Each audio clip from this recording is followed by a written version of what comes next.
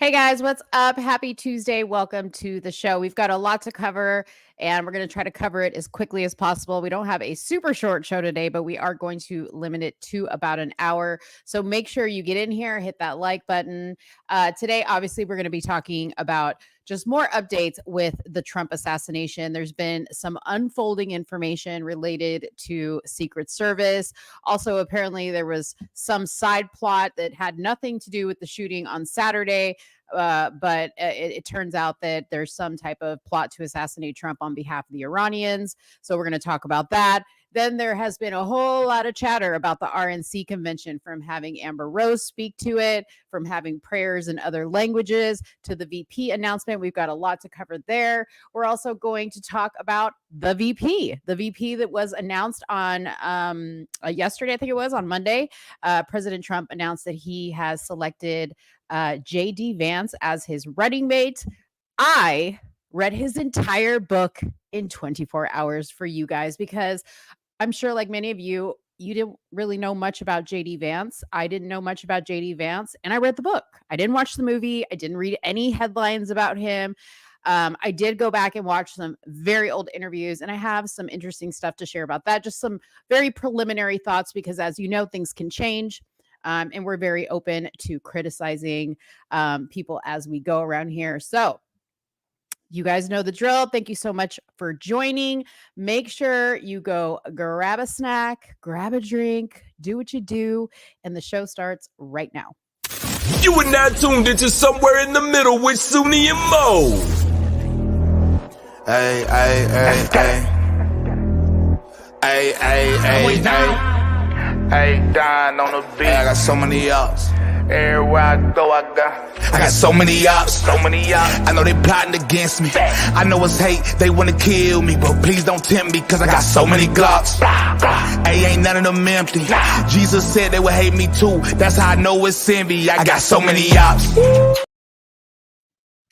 You know, we gonna have to start this off on a bad note, okay? Because here Marlandon is talking all kinds of mess in our comments section, talking about, of course, Mo is to blame for being late. Why? Because I'm Latina and we're always late. I'm to blame for all the problems on the show. That's a story for another day. And now you're saying you're talking shit about me. All right. That was such a code. Latinos ain't known for being late. Yes, That's we black are people. actually. No. Let me tell you something. Hispanic people, we are right there with you on the time frames. Okay. Number one, because we know damn well nothing pops off on time. Okay. The party, we get there when the party has marinated a little bit. Okay. So I just want to say that. Yeah, they don't want to do no cleanup. They don't want to do no prepping. That's what that is. That's what it is. That's why most people come late. I ain't trying to set nothing up. No. Latinos do all the cooking and all the prepping. You know what? Let me just tell you guys, pay attention, okay? Because this is about as nice as you're going to see me and Sunni be to each other. We're not going to be nice to each other today. If you guys love those shows where we fight, stay tuned, because this might be one of them. We've had very minimal conversation over the past couple of days since the Trump shooting. And I mean, we did talk a little bit, but we were just like, let's not talk too much. Let's make it fresh. About the topics. Yeah, we just talked about the topics, but we definitely are not going to see 100% eye to eye on a lot of these things. So I'm excited. Are you excited? I am. Listen, I put on the armor of the Lord today because everybody's been attacking me. God got me. Okay. I don't need none of y'all to have me. Jesus got my back. Okay. So I'm coming up in here ready for war, man. I was on a rampage earlier. I have been on 10 since I woke up, and this is no lie, I had over 2,000 notifications on my phone from these two posts. From what two posts? 2,000. From the Shake post and the Amber Rose post and the other one, the Trump ones I did. Those are still going. I don't care about those, right? Right. I'm looking at the ones where people are they're just after me, dog. I'm like, damn. But you love that. Sunni, you live for that. You love I do love it. You. But it's still like, damn, bro. Like, is it for real? Is it that deep? Do we have to go here? You know how many times I've been called a liberal? I'm like, Do you know who the fuck I am? Liberal where? A liberal? That's I'm a a liberal. stretch. That's a That's a stretch, right? stretch. Crazy. Yeah. Well, where should we start? Like, But should we we have to start warm with the up? most important topic, Which which is the is assassination. It is. okay. I don't think Yeah, people it should is. let that conversation die. I think Yeah. we need to continue to have that. And then we can, of course, get into like the RNC, the shenanigans of that. But Okay. the Trump assassination. Okay. Well, okay, so I'm sure there's not a single soul in the world who has not heard about the Trump or seen the Trump assassination because they have played it on every news channel. It was like every single post the day that it Yeah. happened on my social media. It was crazy wild. I went through every emotion possible, and I know Suni did a 5-hour live like almost immediately, which was great because you guys were able to have like, you know, live update discussion with her, and you guys were kind of Yeah. unfolding with each other as everything was kind of coming out. Yeah. I popped in a few times, but I purposely stayed away because I this time wanted to take a step back and just be a spectator for a Mm. second and not a scroller. So I literally was like, I was at dinner and then I was like sitting down watching CNN, NBC, CBS, Fox News, YouTube, Suni's live, Tatum's live, Candace's live. Like I was just like immersing Bouncing myself everywhere. on Twitter. I was like bouncing everywhere because I was like, okay, I want to have like the full experience of like what this is. Yeah. And it was sad. It was very, very sad that that happened for the whole nation. And I do want to say that if that would have been President Biden up there, it would have been equally as sad. I want to say that. Okay. It's an indication of where our country is at. Yeah. And again, it doesn't matter who is up on that stage, but um to see the reactions from some people on both sides Mm. was crazy to me because there were people on our side that were like, the plan people, this is a distraction people, Yeah. Trump set this up, Biden set this up, all kinds of stuff. And I understand that. I understand that people go through those thoughts and like they want to find the answers, but then at the same time, I was like, had this not been a presidential shooting, had this just been a shooting, let's say in Chicago, our side would have been like, hey guys, let's not rush to judgment, like let's wait for the police and body cam to come out Yeah. because we can't judge this situation off of a, Right. a, a video clip, right? Which is very true. So that's kind of why I wanted to handle it this way. But I think as far as the Secret Service goes, the team that he had on the ground, regardless of the fact that there were 3 women there and, one of them looked like she had it together, the other 2 kinda looked a little scatterbrained. Um, I think his team on the ground that was with him on stage did as good of a job as I think they could have done. Now, I'm not a Secret Service person. I don't know what their protocol is. I have been listening to some experts in that area kind of talk about it, and they said those guys did a pretty okay job.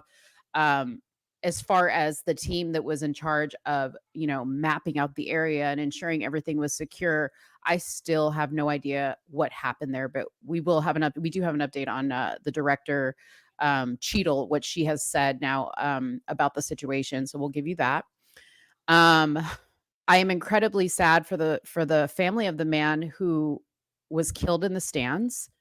That was very traumatic, not just for his family because they were there. He dove on top of them to save them, but for the people around that rendered aid, which I think, to see people come together like that in an instant was a beautiful thing to watch. The circumstances were terrible. Um, and and Suni laughed at me, but I was, emotional when I saw Trump like stand up and, he was like, he put his fist in there. I thought that was just iconic. I thought it was strong. I thought it was badass that he did that. And I'm glad he did. And I think it shows that Trump understands the power of his words and his actions a little better than he did on January 6th, because I think he wanted to do that because had Secret Service picked him up off the ground and rushed him out off of his feet, the way some people are like, they should have swept him off his feet and carried him out of there.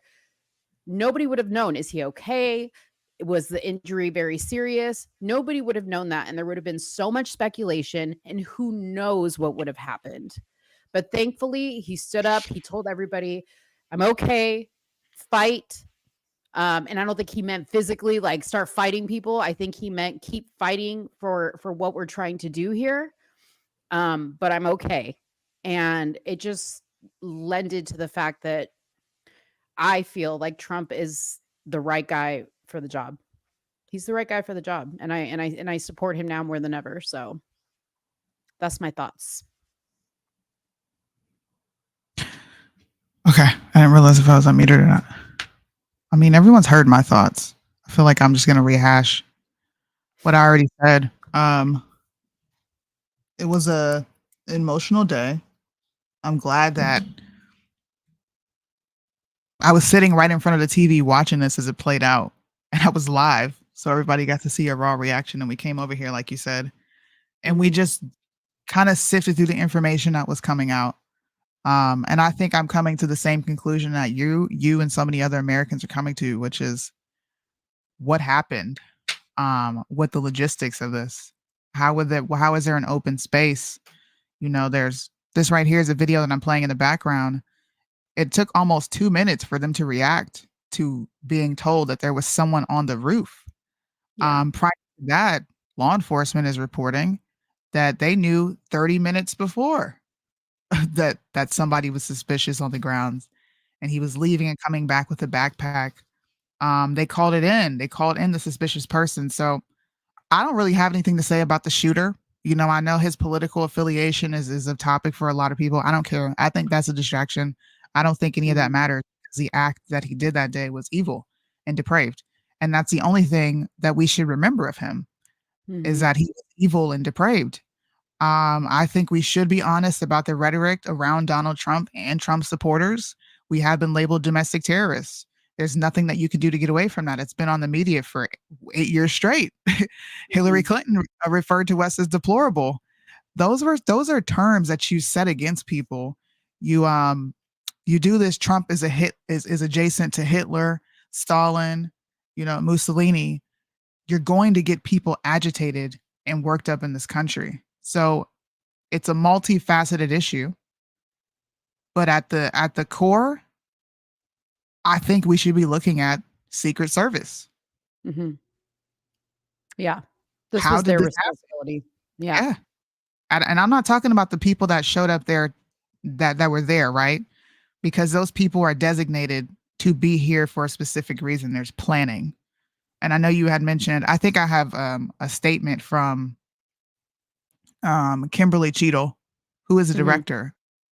She went through how they set up for this, and it's almost as if like she's defending the method in which they went to go set this whole thing up. So my issue is not with the people who were there. They did their job. The president, former president, is not dead. They did their best to secure him. My issue is with the top. Why was this not properly planned?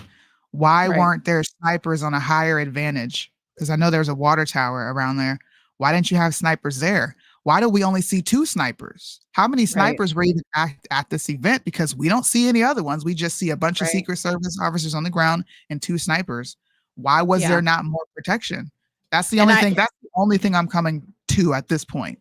And I also wanted to point out, both Suni and I have been in the presence of Trump. Suni's actually been right behind him. I've been right behind the dude. Yeah.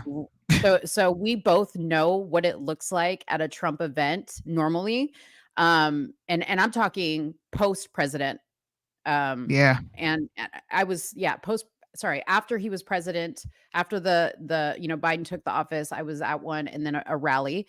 And the amount of Secret Service, and I know you guys have heard this from other people who have also been around Trump, is insane. Okay. I covered as press at CPAC. Okay.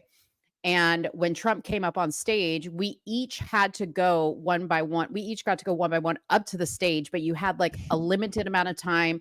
There was like at least 6, 7, 8 around me, and then just scattered around the stage, on the side of the stage, in the back of the room. And then you've got to get out of there. Okay. For every other speaker at CPAC, you could be in the aisles, you could be walking up to the stage. When Trump was up there, it was very, very controlled and Yeah. heavily. I mean, everybody's armed. There is people in every which direction. There's people making sure nobody's in the hallways, looking kind of weird, wandering around because it's a hotel, so we Yep. can tell you from a perspective of being behind. You have a Yeah. great view There's from Secret there. Service everywhere, dude. Even when you're going back um on the stage behind him on the podium, there's Secret Service everywhere. There were 2 Secret Service agents behind us, 2 in the front, a bunch on the perimeter. Not the perimeter, but the beginning of the stage where there's a Yeah. little fence. There's Yeah. Secret Service lined up there. There were snipers in the cricket arena. Yeah. I couldn't point all of them out, Yeah. and it's so bright you can't really see. But as far as I can see, there's Secret Service everywhere. Everywhere. We went through metal detectors. You are not getting in the building if there's anything on you. You couldn't even Yep. take a bag in. I remember we had to get rid of our bags. We weren't allowed to take bags in. There was a lot of restrictions Yeah. being anywhere near the president. A Mhm. whole lot of restrictions. So, and I think because we've had this shared experience of going to a Trump rally, you kind of know what to expect. This is odd. Mhm. This is odd. Yeah. I've never been to a Trump rally that's outside. Every rally I've been to has been indoors. So Oh, I thought even yours this was right outside. here, no, mine was inside the cricket arena. Oh, okay. Even this being outdoors and them not covering all bases is weird, bro. Yeah. Yeah. And It's for it odd. to like to give you guys the extent to which like Secret Service would go on an outside venue, like if a tree blocked their line of sight for something, they would have the tree chopped down. Okay. Like that's just how it works. Now, we've all seen the aerial view of this. And I don't know if you have it readily available, but if you don't, it's fine. But we've all seen the aerial view of this. So it's like a very large field, and then there was like the buildings around or whatever. Yeah. Um, so like that makes it even more of like a crazy scenario that they did not see this guy. And now the Secret Service director is blaming it on a slope roof. So she's saying Yep. because it was a slope roof, Yep. the guy was on this side that they didn't see him. But that still does not excuse the fact Right. that there were so many spectators. We're now learning that there was like a phone call that was made 30 minutes before Yep. that were screaming, "There's a guy on the roof." Yep. So, They were like, screaming it. yeah. We have a few. I mean, this video playing behind us right here is actually, let me turn the sound on. Okay. This video playing behind us is a compilation of all the videos put together in a timeline. So the clock that you see at the bottom is how long it took from when, I guess, the first American or one of the first people who caught it on camera to alert police and people around them. Mhm. 4 minutes. Damn near 4 minutes. Yeah. Let me And pull we're this not up. I have talking so like many tabs crazy open. tall buildings.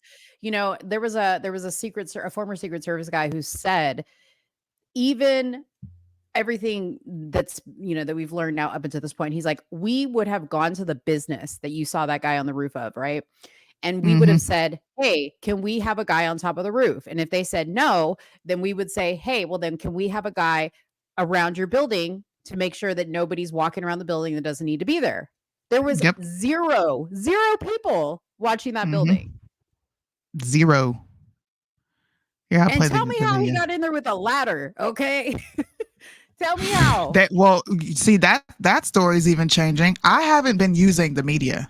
That's one thing. That was a piece of advice that I got from Kyle because we were talking about Mhm. this. And I wish you would have been there.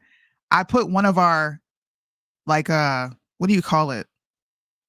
One of our sessions where we're just exchanging ideas. Sometimes we get Mhm. into these debates. I put it Mhm. online for people to hear. And he said, "Don't read the news. Look at what people are putting on social media. Look at the videos for yourself. Piece the videos together for yourself. and come up with a fresh, original perspective. And I actually did that. I took a bunch of notes that night, went through every single piece of video that I could find, and I also looked into the director, Kathy Cheadle, and I find her background to be interesting. 27 years of experience in this field, working within the White House and outside of the White House, winning several awards for her leadership abilities. And then her take on, she's a big DEI woman. She wants to hire 30% females for this position. Yeah. All to me, all of that plays into how did they drop the ball. But here's the video. I want you guys to look at this video. This is crazy. If he was doing this job, I wouldn't even be doing this. It's a beautiful place. Look, they're all pointing. The Atlantic, maybe the Pacific. Yeah, someone's on top of the roof. Look. There he is right there. Right there, see him? He's laying down. See him? Yeah, he's laying down. And so I'm here with you fighting like hell to get a senator. What's happening? And to make sure we take back the White House, because if we do, we're going to make America better than ever before. We're going to make it. Yeah, look. And it's There he not is. easy, because we have millions and millions of people in our country that shouldn't be here. Dangerous people. Insane. Criminals. We have criminals. We have drug dealers. We have people that should not be here. And it's much tougher than if it happened. We have the strongest border ever. In recorded history, we had the best border. In fact, if they could ever put up a chart, I don't know if they can do it. Do you guys have access to that chart that I love so much? You don't mind if I go off teleprompter, do you? Because these teleprompters are so damn boring. I try and explain that. Oh, there's it. Wow. You guys are doing it. They're getting better with time. My guys, take a look at that chart. Take a look at the arrow on the bottom. See the big red arrow, right? So that's when I left office. That was the lowest point, and that comes right from the government services, comes right out of Border Patrol. Take a look at that. So that arrow is the lowest amount of illegal immigration ever in recorded history into our country. And then the worst president in the history of our country took over. And look what happened to our country. Probably 20 million people. And that's a little bit old, that chart. That chart's a couple of months old. And if you want to see something to say,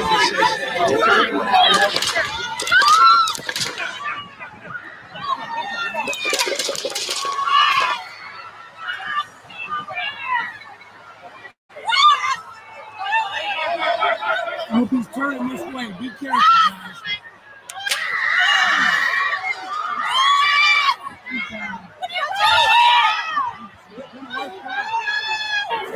We got breaking news. Coming in. Shots fired. Seems to be shots fired at the Trump rally.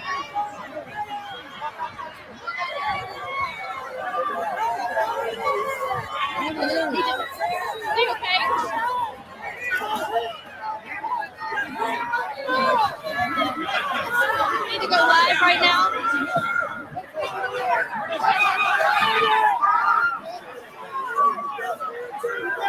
We are live right now at the Trump rally.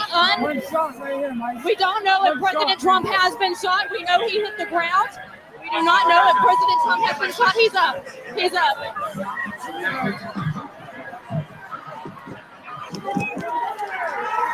Shots are still continuing to be fired.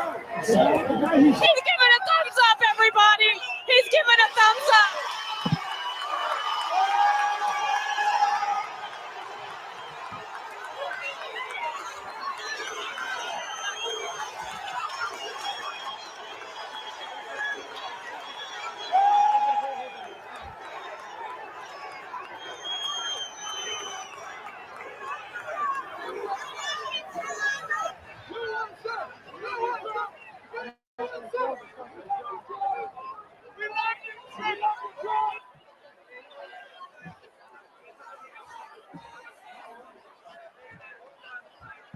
Breaking news right now. This is Vanessa Broussard reporting to you live from Butler, Pennsylvania. We hear shots fired at That to me is disturbing.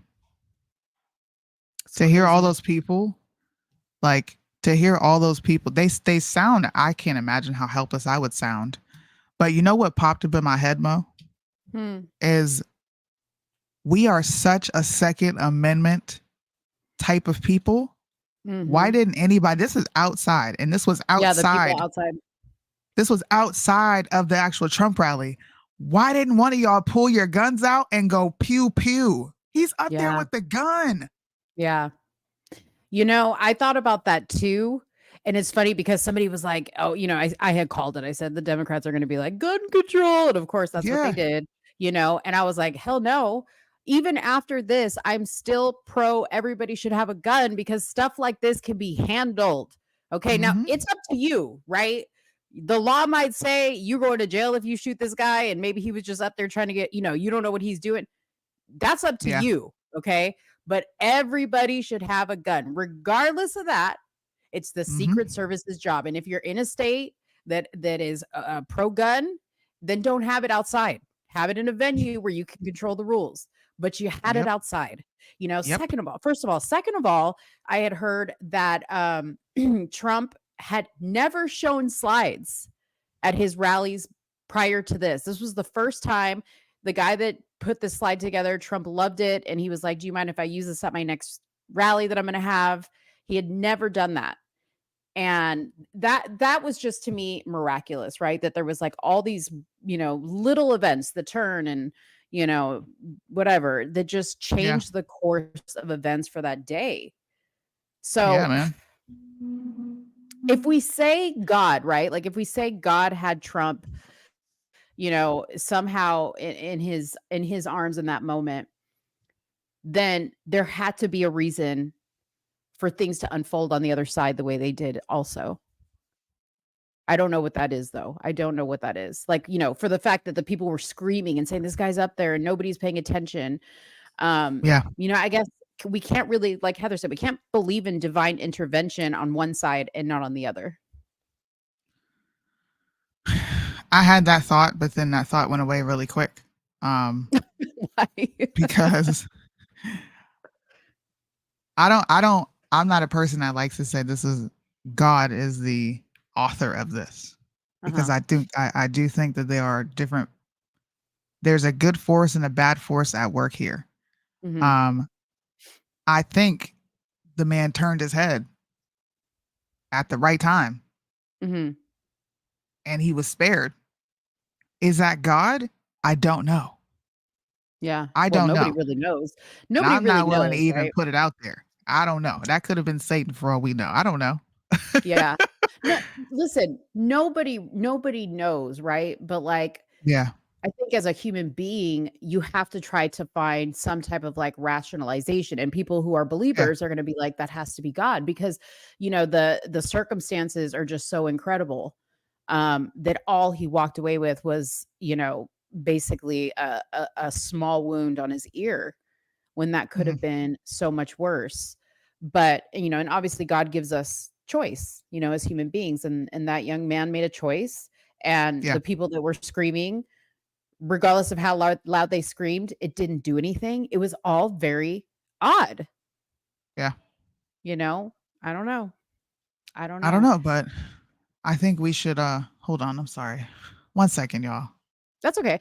I'm going to read really quick here the latest updates. So like I said, she gave a bizarre reason why an agent wasn't on the roof, or the gunman Thomas Crook opened fired on Trump, and she is being asked to resign. No word whether she's taking anybody up on that offer.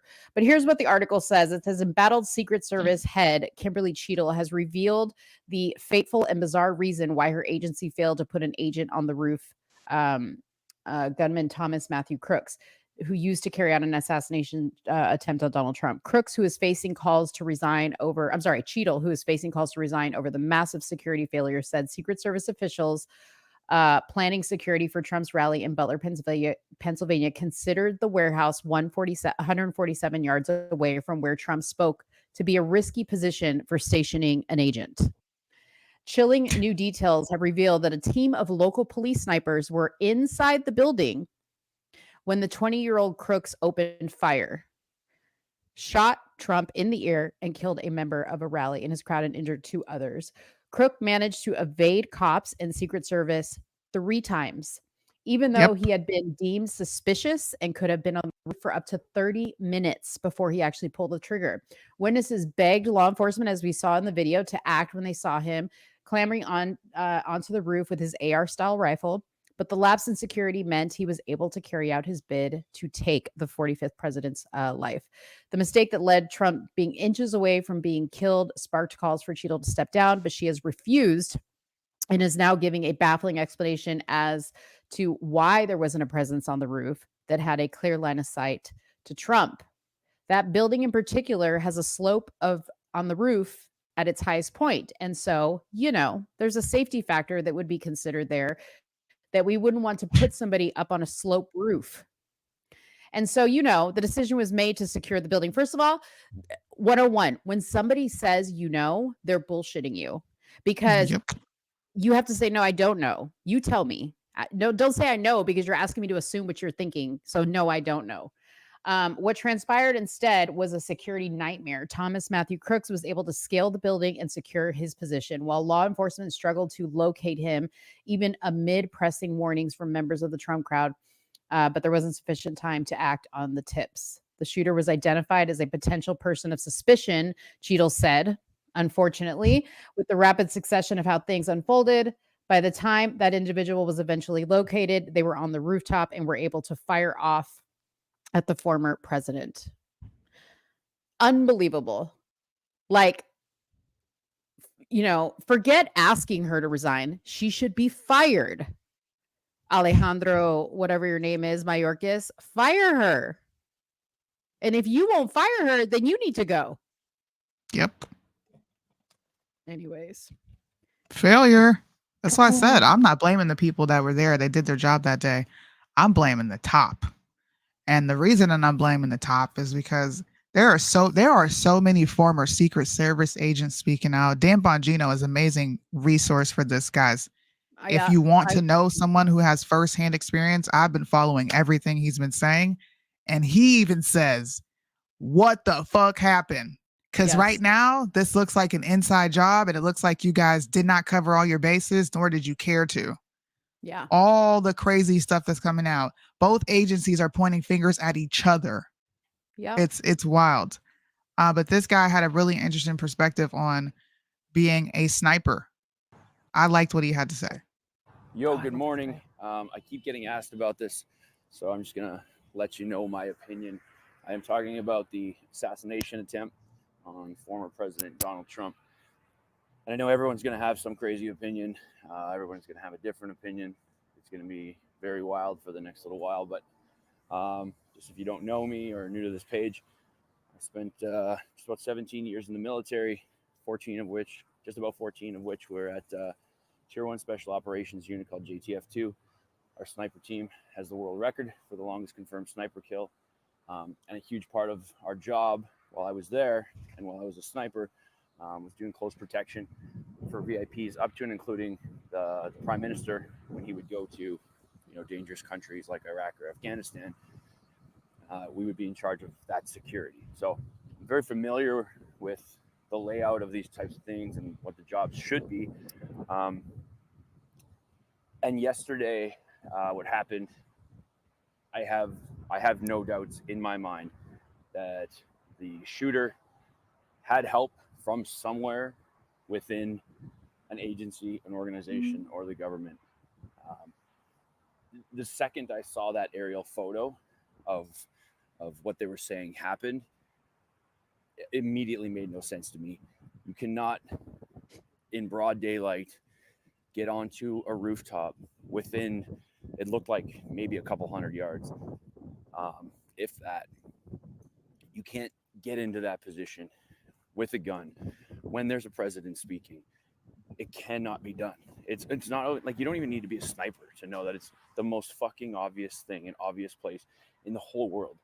You could be a 7th grader, like, what do we need to do for security here? Well, let's look at these rooftops that are almost within zeroing range of a rifle. So it's something happened, and I'm not pointing fingers at anyone. It's too obvious that this guy had help getting there. So whether it's someone turned a blind eye or it was strategically planned, I mean, it had to be planned to a certain level because I agree with him. Yeah. He didn't post the whole video, but it's just sus, y'all. It's sus. It's weird. It was a very dark day in history. And I don't think many people are thinking of it that way because of how I said this on one of my lives. I had went live in the middle of the night and I just started crying, bro. On the And the live? day felt so, yeah. I was just talking. I think Fam was there. I think Jax was there. It was late night. There was nobody You were, up. There's like 5 people exhausted. watching. And I was just like, I had finished reading the comments. I had finished looking at different people talk. And the whole day had just like smacked me in the face because of how desensitized we are to shootings and shit like this. We just moved on like it was a regular day.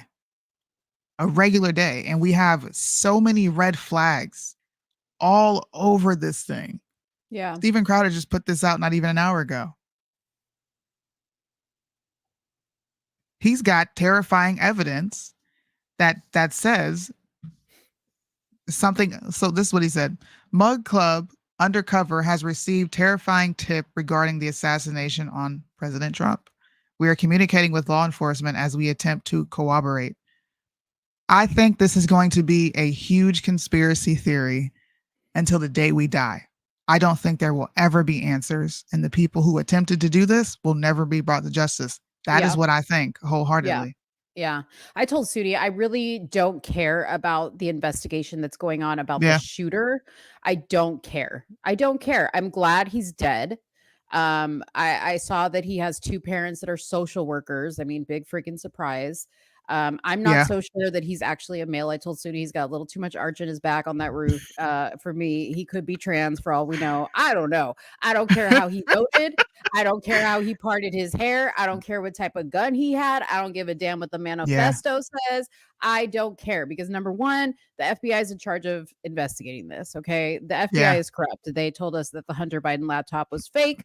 They still are trying to figure out who left the coke in the library. So what makes you think they're going to be able to find any answers to this? Okay. They couldn't even keep the White House library safe from somebody snorting coke in it. Yeah. And we're putting these people in charge of our president. They had certainly something to do with Martin Luther King getting shot. Okay. Facts. So why are we even holding our breath for this? I don't care. Right. I want answers about the Secret Service. Not just for President Trump, but for every single president, vice president, their family. I do not wish harm on them. Those are the leaders to our country. And I don't think people realize the chaos that would ensue. That would ensue if our leader was killed. Yep. We have countries just waiting to take us out. Okay? Just waiting to take us out. And what can be unburdened by what has been or whatever the hell. She'd be the one. I saw you. She changed it. Did you notice that? She changed it completely. She doesn't say that anymore. Oh gosh. I have to sing you the new lingo she's got going now. But I agree with you. I agree with you, bro. The sniper response was odd. Securing areas was shaky. How the shooter was able to set up was shaky. He's got a clean shot at Trump. If this slope is exactly what she's saying it is, then how is he able to get up there and aim straight across? Yeah. He had to be perched up. Yeah. How? Yeah, exactly. And I'm laughing at this comment because y'all always making fun of my forehead. You know what? I was looking at those 3 Secret Service chicks. Number 1, I would rock that outfit. Number 1. Number 2, oh God, I would love to be up there protecting President Trump. Okay, listen. Female, however they failed at their job. Okay, I'm not talking about looks. Okay, I'm not talking about sex. It was incredibly sexy. Okay, to see men. I knew she was gonna do this. I knew she was gonna do this, man. It was so sexy. Okay, to see just men just like running up there with guns.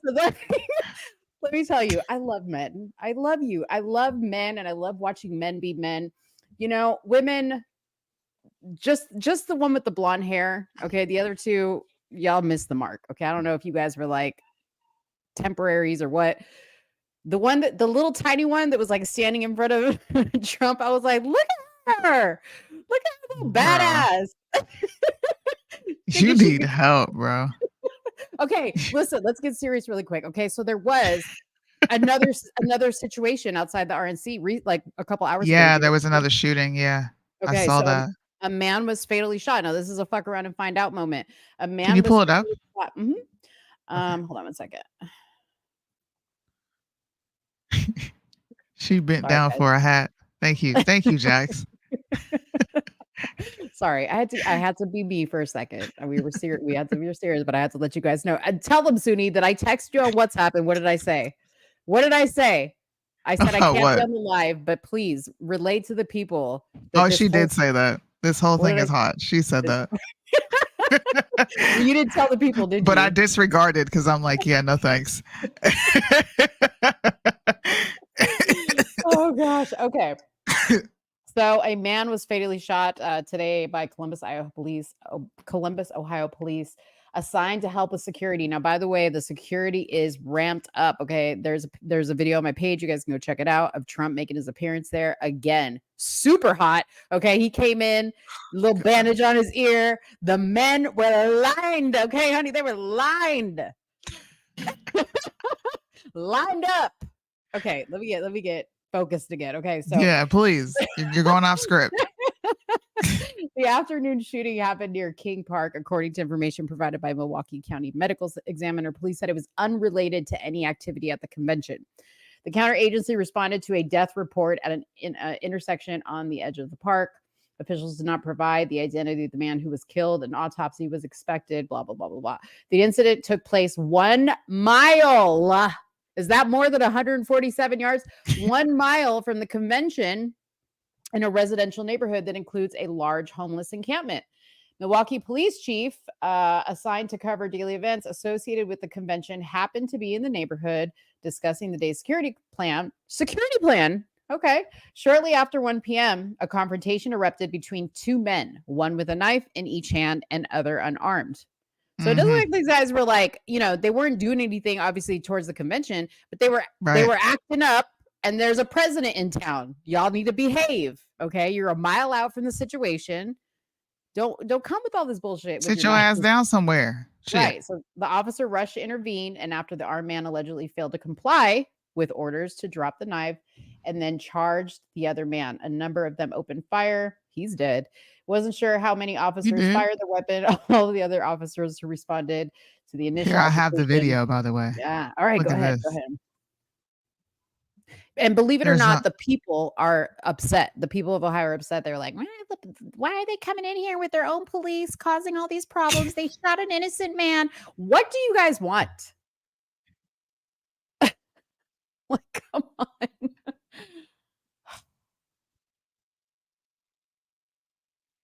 Damn, those officers, that whole the Secret Service, man. So alleged, I guess they were just supposed to let that man stab the other man. Oh, I didn't even think. Sorry, it wasn't even up. Here's the video. I don't see what the problem is. Look at him, rolled up on him. He charges. Boom, boom, boom, boom, boom. Was he supposed to let the man stab the other man? Like, what y'all want him to do? God damn. Why are Ohio police shooting someone in Milwaukee? Hey, man. There's a president in town. That's the agencies. You can't, I don't, look, if people want to say, well, damn, they were able to take this dude out instantly. They responded, fine. But what's the problem? Right. He was about to stab the other dude, and he did it in front of police, and police saved a man's life. What if were they supposed to just let him go ham? Then somebody would be dead and somebody would be in jail. Unfortunately, the other person is dead, and they fafoed. They fucked around and found out that day. Yep. What the problem is? What the problem is? You only going Tupac. By the way, the FBI did get into Crook's cell phone eventually. Oh, it took them for fucking ever. Yeah. They accessed his phone and searched his computer. That's it. Did you see the video of them going to his house? No. Oh, I Lord, scrolled let me past tell a you lot. I'm gonna be honest Let me with you. tell you something. It looked like, like when the cable man or the cable people come around asking if you want to switch over your cable. Yeah, That's what it that's looked what it like. looked like. Yeah. Hold on one second. Where did I have it at? We're gonna get into the I had it. RNC, y'all. Don't worry. We're gonna get it. Don't worry. Me and Sunny are only getting along for you guys right now. It will heat up. Did I post it? Oh, that Maybe I didn't. disgusting dyke bitch. Maybe I That was didn't. the Anyways. nastiest video ever. Yeah, and she deleted it. Okay, she deleted it, and Nasty thank God dyke we had it on bitch. our show because I brought that shit Yeah. right the hell back up. I can't stand her. Anyways, 2 blue shirt polo wearing dudes knock on the door. What?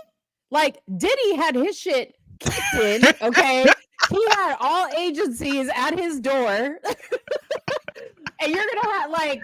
How do you know the parents aren't in on it? How do you know like the kids didn't set up like booby traps and like explosives? Exactly. You don't know nothing. Like you came in there with your polo shirt.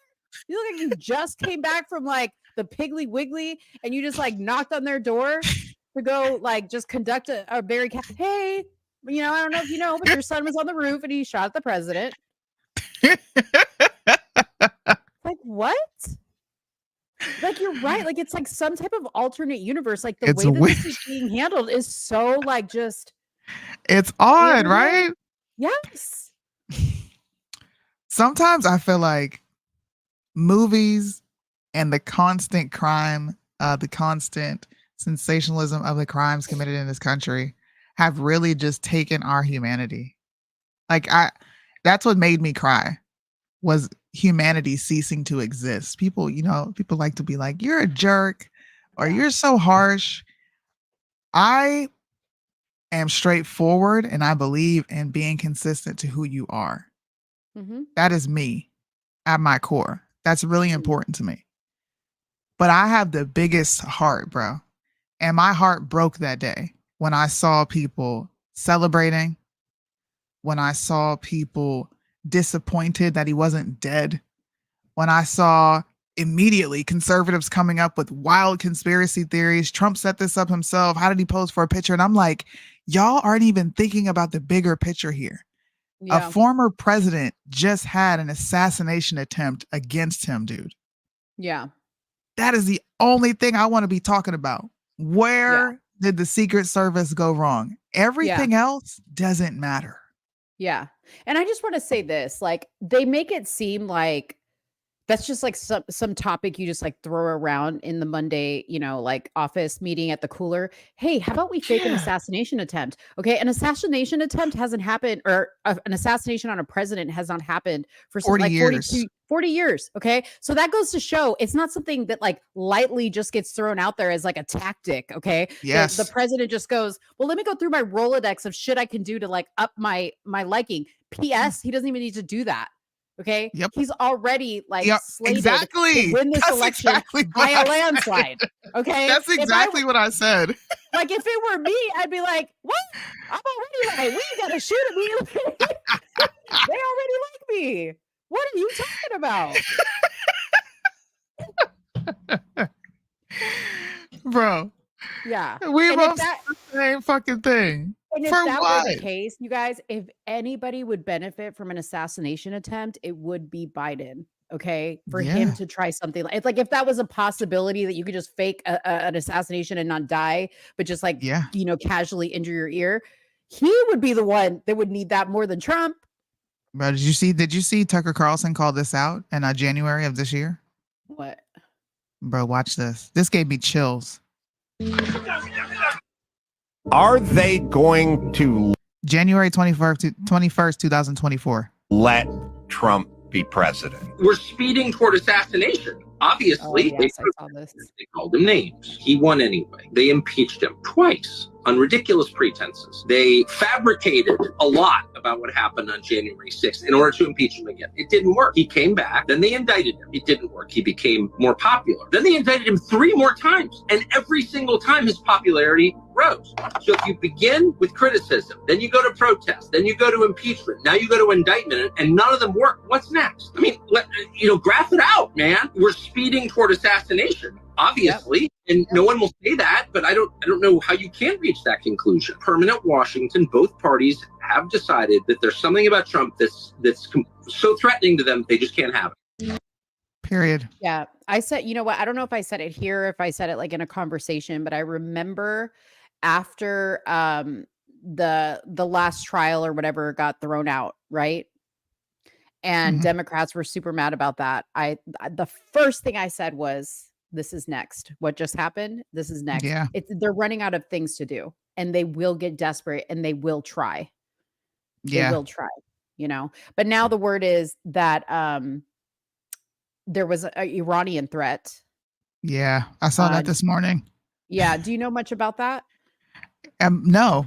And I'm going to be honest, I didn't really even care to get into it because it's funny that you bring that up. That was one of the first things Mitch brought up on the live was, and you guys believe that Iran was a part of this? And I'm just sitting here like, I don't know what Iran has to do with any of this. This segues us into the RNC. I think that my prediction of Trump is going to inherit a war is going to be the way they wound him is going to come to fruition because his VP, that was the first thing he opened his damn mouth about at the RNC was conflict with Iran. So I don't think that this is by chance. I think that this may be an opportunity for them to potentially go back over there and do what they feel needs to be done, which is we have to keep bombing the Middle East, which we really don't. We really don't. So I didn't pay attention to it. They said it might be a retaliation for Soleimani, which how would any of us know that if we're being honest? How would we know? We wouldn't. And, according to the Iranians, they're completely disputing this claim. And honestly, my first thought, because I was like, oh, so this is unrelated to the first. So you're just going to casually throw out, oh, by the way, the Iranians wanted to, they were trying to plot to kill him too. And this is unrelated to the other situation.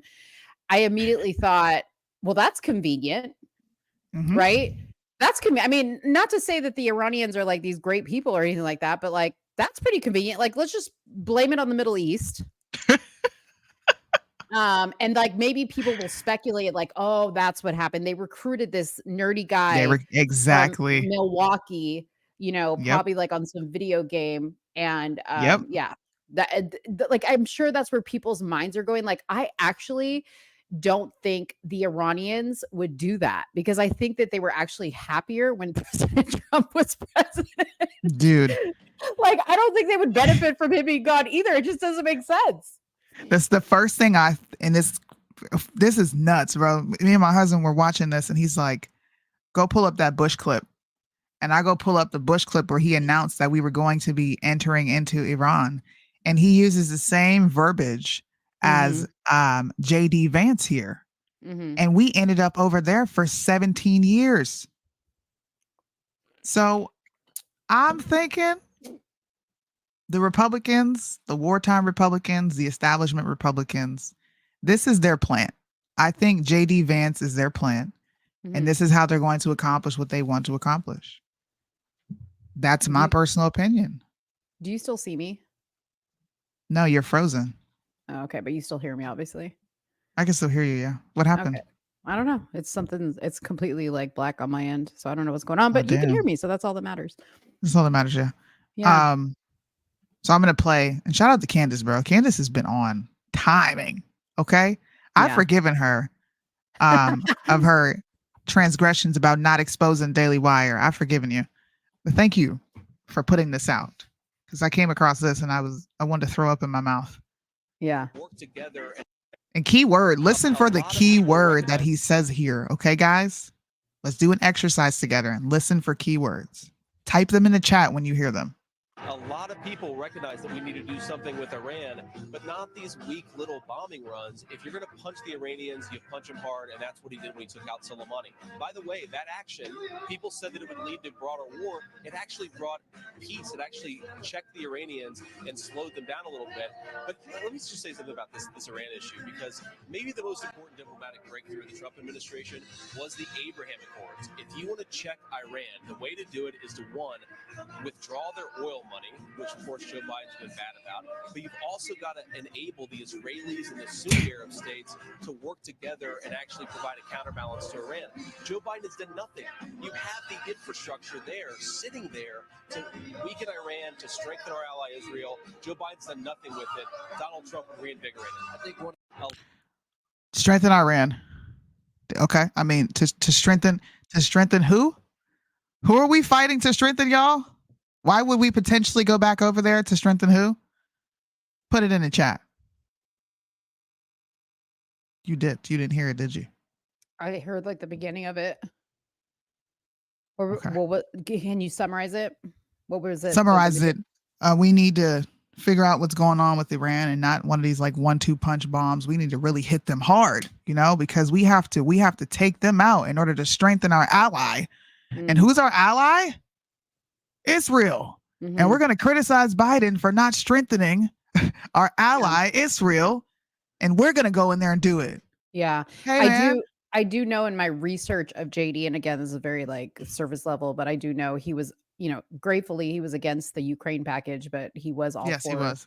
He was all for, supporting Israel and this, that, and the other. So, on that issue, just from the surface level of what I see, again, I haven't seen him speak too much in depth about it. So he probably has more than I have. Don't agree with him on that. Just like Candace said, is it possible for us to get one effing person in office who doesn't immediately speak about how we need to continue bombing the Middle East? Yeah. We do not need to do anything with Iran. Yeah. We need to leave that alone. Focus on Taiwan. How about that? Let's focus on Asia. I will say, I said this to Suni, like when we were talking, briefly yesterday about it, was that, like I'm no fool, right? Like if you guys know how it works, the person who donates the most money to the campaign gets to have their voice heard about who they think should be not only president, but VP. They have a say, even though we think we pick the president, but they also have a say in who picks the president. So, there's that. Do I want to believe that it's all, like fair, free elections and everything, like happens? I'm not an idiot. Okay. I'm not an idiot. But, I do know that this is politics and that's how the game is played. Can I give a little bit of thoughts on JD? Go for it. I want to hear it. Since I read his book. So I took some notes here because there were some quotes in the book that I thought was interesting. I find it interesting. By the way, his book is called Hillbillyology or Eulogy or something. Hillbillyology. It's a book about his memoir about his life growing up. Obviously, the title Hillbilly. He comes from the Appalachians. So he was raised in the hillbilly community. His mother and his grandmother. But his upbringing is quite interesting because it is a very stark difference from Trump. So a lot of people in the news are saying he's basically just a carbon copy. Maybe on issues, he's a carbon copy of Trump. I don't really know yet because I haven't gotten to that point. But personally is where I started to understand why he was chosen. Okay. And this guy had a terrible life. Okay. He writes about how he does not identify with the WASPs, meaning like the upper echelon community, even though, he's successful now in his life, and, financially and whatnot.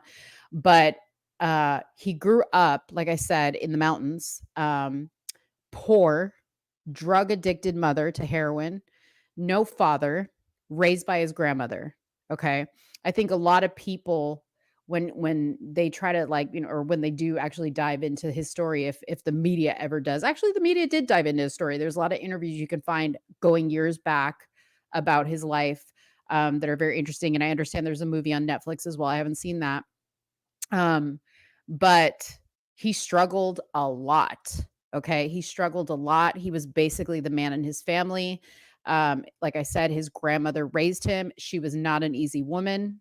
He tells a story in the book about how his grandfather, was not always the nicest man. He drank a lot. Sometimes would get nasty with his grandmother. And one day to teach him a lesson, the grandmother poured lighter fluid all over him and threatened to set him on fire. Right, like right in front of him. So she was country.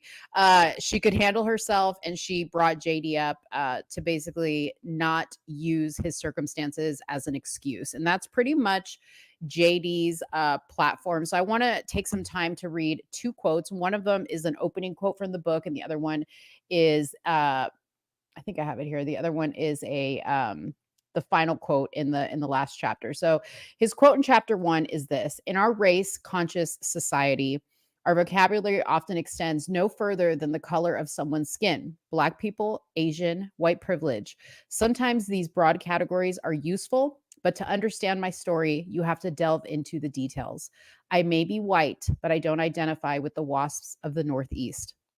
So I wrote some thoughts here that though racial categories can be useful, I agree with him, they're ultimately inadequate because they don't take the details of, this is what I understood him to say, because they don't take the details of people's lives into consideration. Okay. So I want to stop there because I think that will really resonate with those people that, don't like Trump because they feel like he's never struggled a day in his life, right? People can't relate to Trump because, he was brought up in money. He was brought up in this upper society. JD is completely the opposite. Vance himself identifies as Scottish Irish rather than as a white Anglo-Saxon Protestant. And he writes that the subgroup of Caucasians is generally poor and has low social mobility. Vance implies that white people of Scottish Irish descent have not benefited from the history of colonialism, racism, and slavery in America in the same way that the WASPs have, a concept which many sociologists agree is deeply flawed. Vance's story of his family should be considered as entirely unrelated to their race. He believes that categorizing him as simply a straight white male fails to acknowledge his identity as a person who overcame great disadvantage to become successful. The last quote I want to read is from the final chapter. He says, "The juxtaposition is jarring. Religious institutions remain a positive force in people's lives, but in the part of the country slammed by the decline of the manufacturing, joblessness, addiction, and broken homes, church attendance has fallen off." This quotation, which appears in chapter 6, last chapter, after Vance describes the demographics of church attendance in the United States, reveals that the author is disappointed by the fact that the people he considers most in need of church do not attend church. As Vance examines his success over the course of the memoir, he is critical of other poor working white people for not doing more to improve their situation in life. Some of the specifics issues he cites are family instability, inadequate parenting, and drug and alcohol addiction. In his view, a stronger adherence to God could help to alleviate some of their problems. He later points out that his father's church offers job assistance, parenting classes, and addiction counseling. Vance's critique of the church attendance of working class people is part of a larger critique of the overall behavior of American working class. So he's very critical of his own race, which I really appreciate because, a lot of like politicians come in and they're like, I'm going to help the Black community. I'm going to help the Latino community because this, and this is wrong with their community. And he's very critical of his own community and his own upbringing. Now, I know a lot of people are saying, yeah, Monique, that's all nice. Who cares? Okay. But me personally, and some people might laugh at this, but I wanted to get to the heart of this man before I got to his politics, because I understand that politics can be swayed and people, get caught up in the game of things, but your heart tells me who you are. Your story tells me who you are. And it is very important to me. When I looked at him and then I saw like white people liked Vivek and white people liked, other candidates that were there, I feel like this guy really checks a lot of the boxes that other candidates, had favor for in their eyes. And he's young. I think that's great. I think he's like 38 or 39 years old. I think he's one of the youngest VP candidates for the last in the 1950s. So we wanted that, right? We kept saying we need a younger person. We don't need some old guy who's going to like come in here with these old thoughts. So again, I'm not saying the guy's perfect. I'm not saying I like completely love him. I'm just saying what I have heard so far, what I've seen, what I've read, I say give him a chance. You know, let's see what he does. What was that I comment have that no comment. you just I you don't know. Some random. Well, that's the next topic. What'd you say? what is your thoughts on him? You have no comment. You don't want to say anything. No, because I don't think heart matters. It's politics. They're there to make deals and get things done. I don't care about Oh. his background. I care about his policy. What are you going to do when you Mm. get in office? Where do you stand here? What's your voting record like? I don't care about. I don't give a damn about no book. I don't care about none of that. What is But your history and politics? don't you think that that impacts your politics? How you No, No, you don't? no. So like let's just say you were running for president. You like it wouldn't matter what you went through in life? For what? I'm in charge of the entire country. Why would my own personal experience matter? Well, because I think it dictates how your mind thinks or like how the fabric of who you are is. I think that's so important. You don't think so? No, it's not about you. No. Well, I mean, it's not all about you, but like clearly if you want to get to know somebody and their intentions, I think it's important to know why they think the way they think, why they are the way they are, I you think you know? can gauge that without needing to know their entire life story. Hmm. I don't need to know his life story to understand how he votes or to understand how he thinks. I can see that you're strict Yeah. on the border. Your childhood and you criticizing white people, that how is that going to help me understand why you have this foreign policy? Well, I understand that you don't need to know his entire I'm just saying that's where I started. That's what's important to Oh, me, right? So like it's no, I important feel to like me to understand. that's like you being ripe for manipulation is going with your feelings instead of being Mm. rational and looking at what is your voting record? What have you I done? looked at that. Or are I you looked the at that. best fit? Yeah, I looked at that also. I looked at his voting record also. Again, he's not a career politician, so he hasn't been in a position very long. I think he took his position in 2023. So You he hasn't even been there very long. this is why I'm just like this to me, I call this the Trump effect. If Trump Mhm. says he's good, you're gonna find the good in him. Obama came out of nowhere, and Mhm. people immediately saw red flag. How the Mhm. hell did you get to this position so quickly? You're a Mhm. plant. Mhm. But with this guy, oh, we got to give him a chance. Why? We have Well, we but have example after example after example after example of what it looks like for a politician to just pop up out of nowhere. Nobody's really heard of them. They don't have a really lengthy history in politics. Come in and fuck shit up. But to be fair, I didn't really like when any vice president came into play, I didn't know who they were. I think that's a problem. I think the only president I knew a decent amount of, not politically, but obviously because he was in the entertainment, was Trump.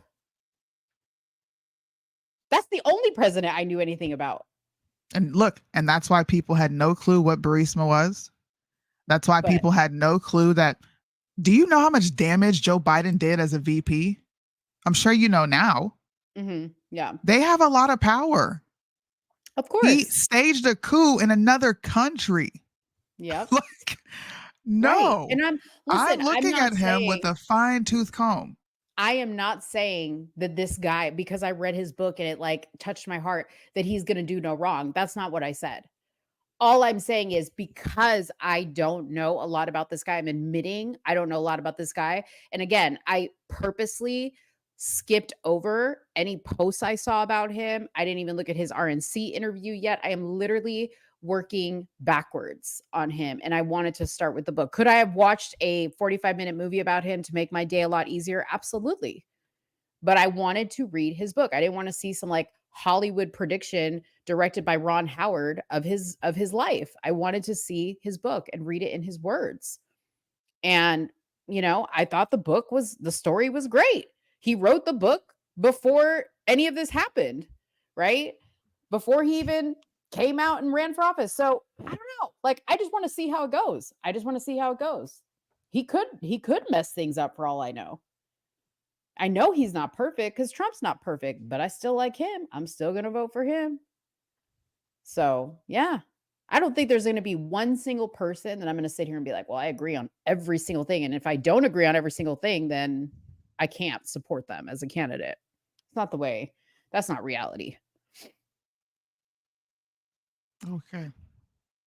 So let's fight about Amber Rose, shall we? Go ahead and pull your degenerate MAGA blue hat out. Go ahead. Well, Blue MAGA coming. Blue MAGA is entering the conversation. Let me gear up.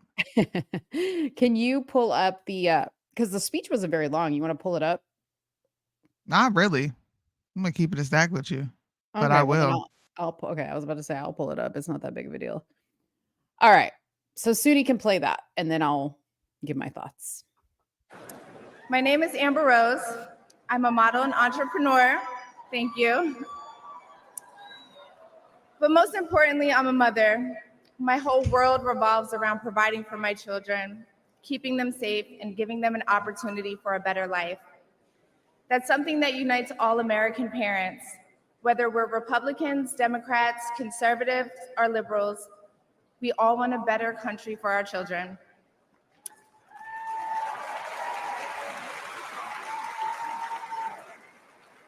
But I'm here tonight to tell you, no matter your political background, that the best chance we have to give our babies a better life is to elect Donald Trump President of the United States.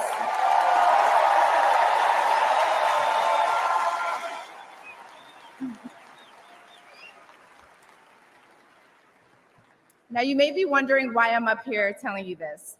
I'm no politician and I don't want to be, but I do care about the truth. And the truth is that the media has lied to us about Donald Trump.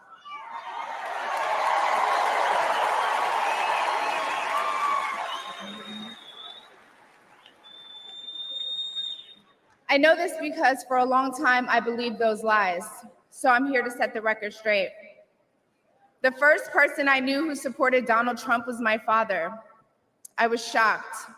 My entire family is racially diverse, and I believed the left-wing propaganda that Donald Trump was a racist. My father said, "No, he's not, Amber. What are you talking about?" And when I insisted, he said, "Prove it." So to prove my father wrong, I did my research and looked into all things Donald Trump. People have to do their research. I watched all the rallies, and I started meeting so many of you, his red hat wearing supporters.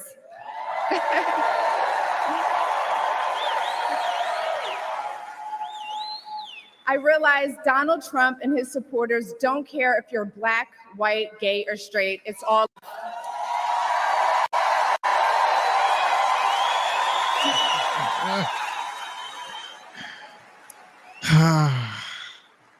And that's when it hit me.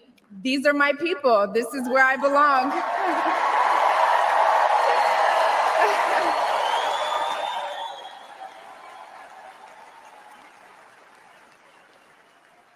So I let go of my fear of judgment, of being misunderstood, of getting attacked by the left, and I put the red hat on too.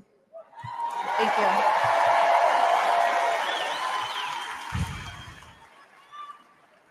Love you too. I never felt more free and more love for my country than I do now.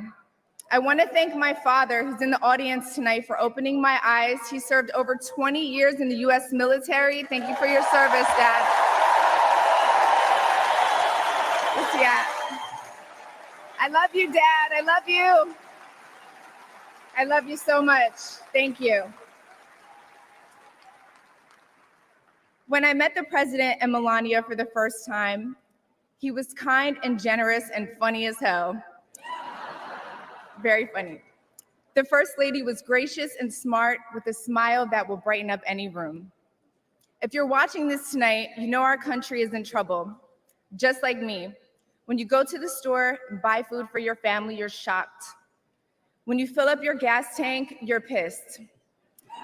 I know I am.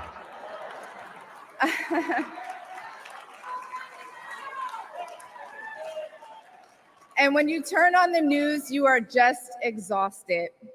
Inflation is out of control. And you know in your heart it was not like this under Donald Trump.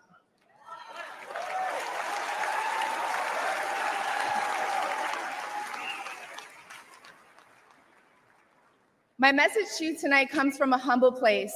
The left told me to hate Trump, and even worse, to hate the other side, the people who support him. When you cut through the lies, you realize the truth. American families were better when Donald Trump was president.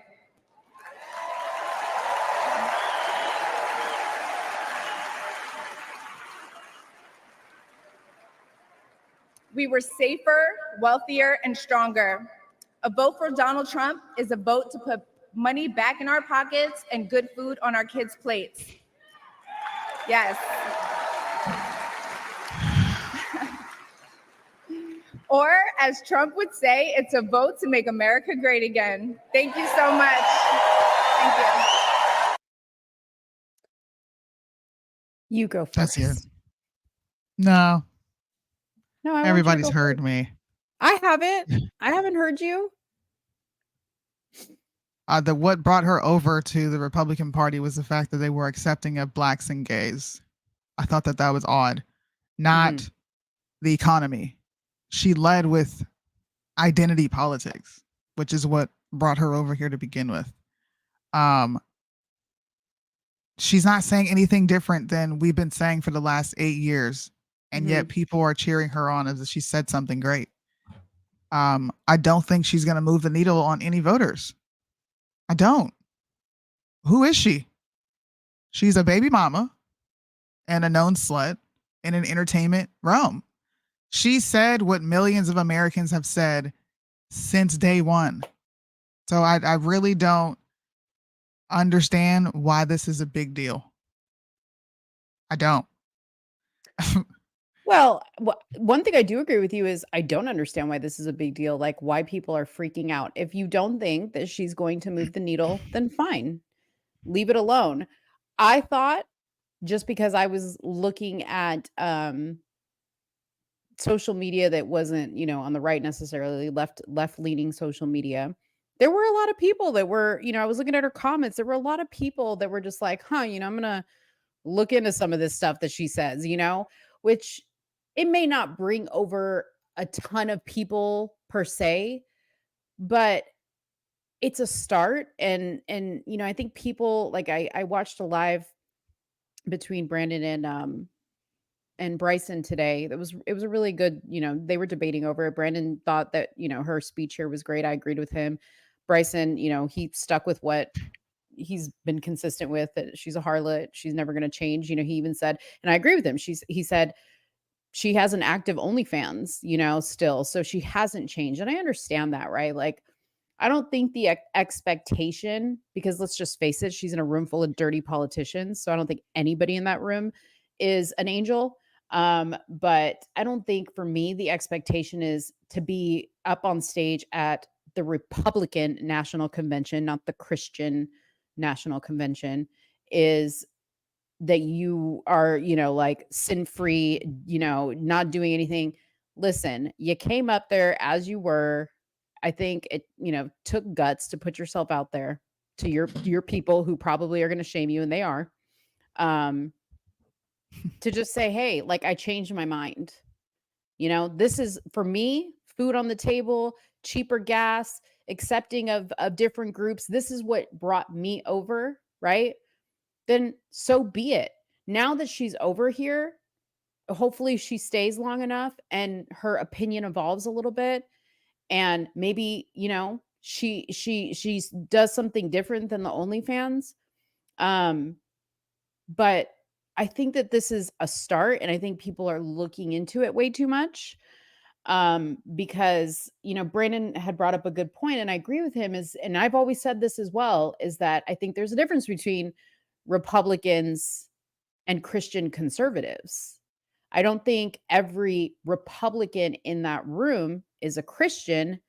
And I think that there's people that might vote Republican that aren't Republican, right? Just like when I was a registered Republican, I voted for Obama. Okay. So I think that we need to give a little bit of grace for people to change. I think that the way that people have reacted to this is part of the reason why people just aren't interested, don't even want to hear us out. And I think we shoot ourselves in the foot. When we act this way and we say, "Oh, we're going to bring up your past. Oh, you want to come over here? Okay, so now we're going to Not bring her up your past though. That's a lie. She's actively doing these things.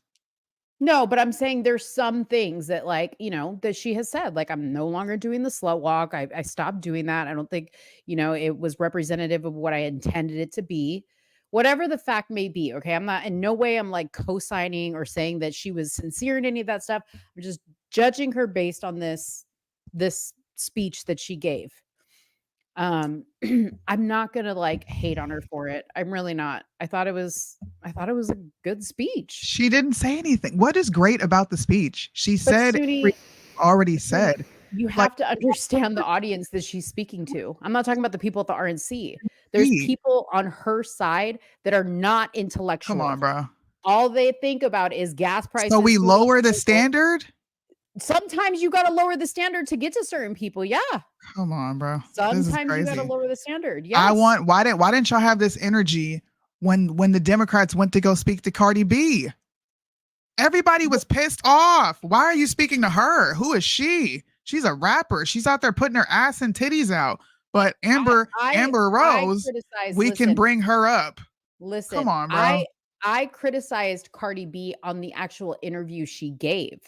Why? About, I really care about Medicare. I'm like, what do you care about Medicare? Like, I went question by question and criticized her. Okay. There's been things that Cardi B has said that I'm like, yeah, you're 100% right. I'm glad you woke up, Cardi.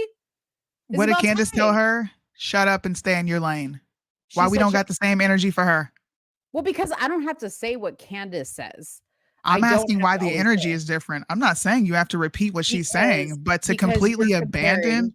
You're comparing an interview that she did with Joe Biden where I went question by question and criticized the questions she was asking, the things that she was saying. Nothing was sincere. And I feel like my personal opinion, once again, that she was being sincere.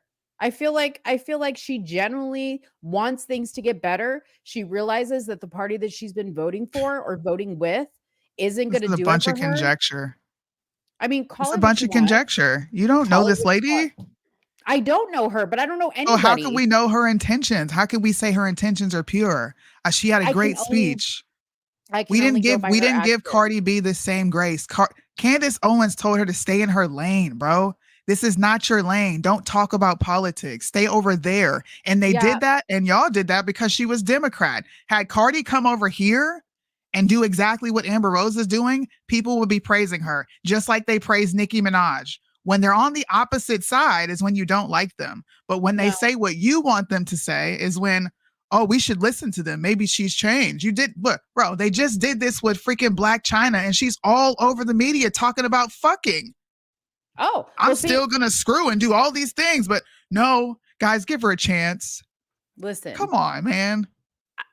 You may be saying you guys and not including me because I go all over the place. Okay. There's some people I just don't like, and there's some people I do like, and they don't think like me all the time.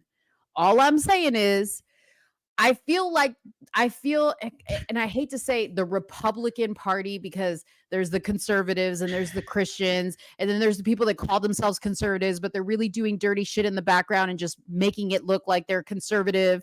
And then there's Christians that do the same thing, and they're like, I'm Christian. And then they're like, doing degenerate shit on the weekends. And then there's people like me that I'm like, yeah, sometimes I'm a little degenerate. Sometimes I'm a little conservative. That's me. I feel like that's where I kind of like look at Amber and I'm like, I feel like that's her. Like she probably has some values that are a little bit more on the conservative side and other things she's not. And I feel like if we want to move anywhere, if we want to get anything, and I get that the Christians, y'all I know, want demonize the Christians because we're so yes, bad. You guys loved us in 2016 when we brought Trump to vote, but let's demonize all the Christians now when we want to abandon that and act like the left. Let's do it. Let me finish my statement. The Christians, as you were called on the live today, the far right Christians, right, that are very, very, very, very, very, very stuck to the ways, right? Like Bryson was saying today, and I apologize if I'm taking anything out of context. If somebody was on the live, please correct me. But I think Brandon gave the example of if you were, if you had a church and there was a gay person and they wanted to come into the church to hear the word, would you let them come in the church? And Bryce said, hell no. I'll give them the word outside the church, but they can't come into the church. To me, I was just like, that's wild. That's like a hospital saying, yeah, I know we're like a place that heals people and all, but you need to be 100% healthy before you can come in these doors. Like, I'm just like, shouldn't you get people in the church so that they can hear the word and then hopefully like progress in their faith a little bit more? I just feel like I can't sit here and say that when I started to get stronger in my faith, that I did, I did degenerate things. I was forgiven. I had so much grace and mercy on me. It's not even funny. Okay. And here I am. I'm not perfect, but I just think that there's a group of people that really just isolate and say, I'm sorry, but you can't get up at the Republican National Convention if you have any shady shit in your past. Why didn't they invite Sexy Red? Sexy Red is she's a known Trump supporter. I don't know. I can't answer that question. I can't. We know the answer. We do know the answer. She doesn't fit the archetype of what they're trying to reach. If you're truly trying to reach people, let's just keep it a stack. If you're really, and I think it's disgusting that the right is now pushing inclusion, but here we are. If you're really for inclusion, then everybody needs to be there. Sexy Red, who came out? No Lil Pump, Whoa Vicky, all those people. Where they at, bro? I thought they had. Where they at? Why they not on the stage? I thought they had some rapper. I thought, wasn't it Little Pump? It wasn't Little Pump. It was somebody. I thought it was somebody. I didn't see Little Pump there. No, not here. But there was another event like where they had some rapper. I don't know if it was at a rally or whatever.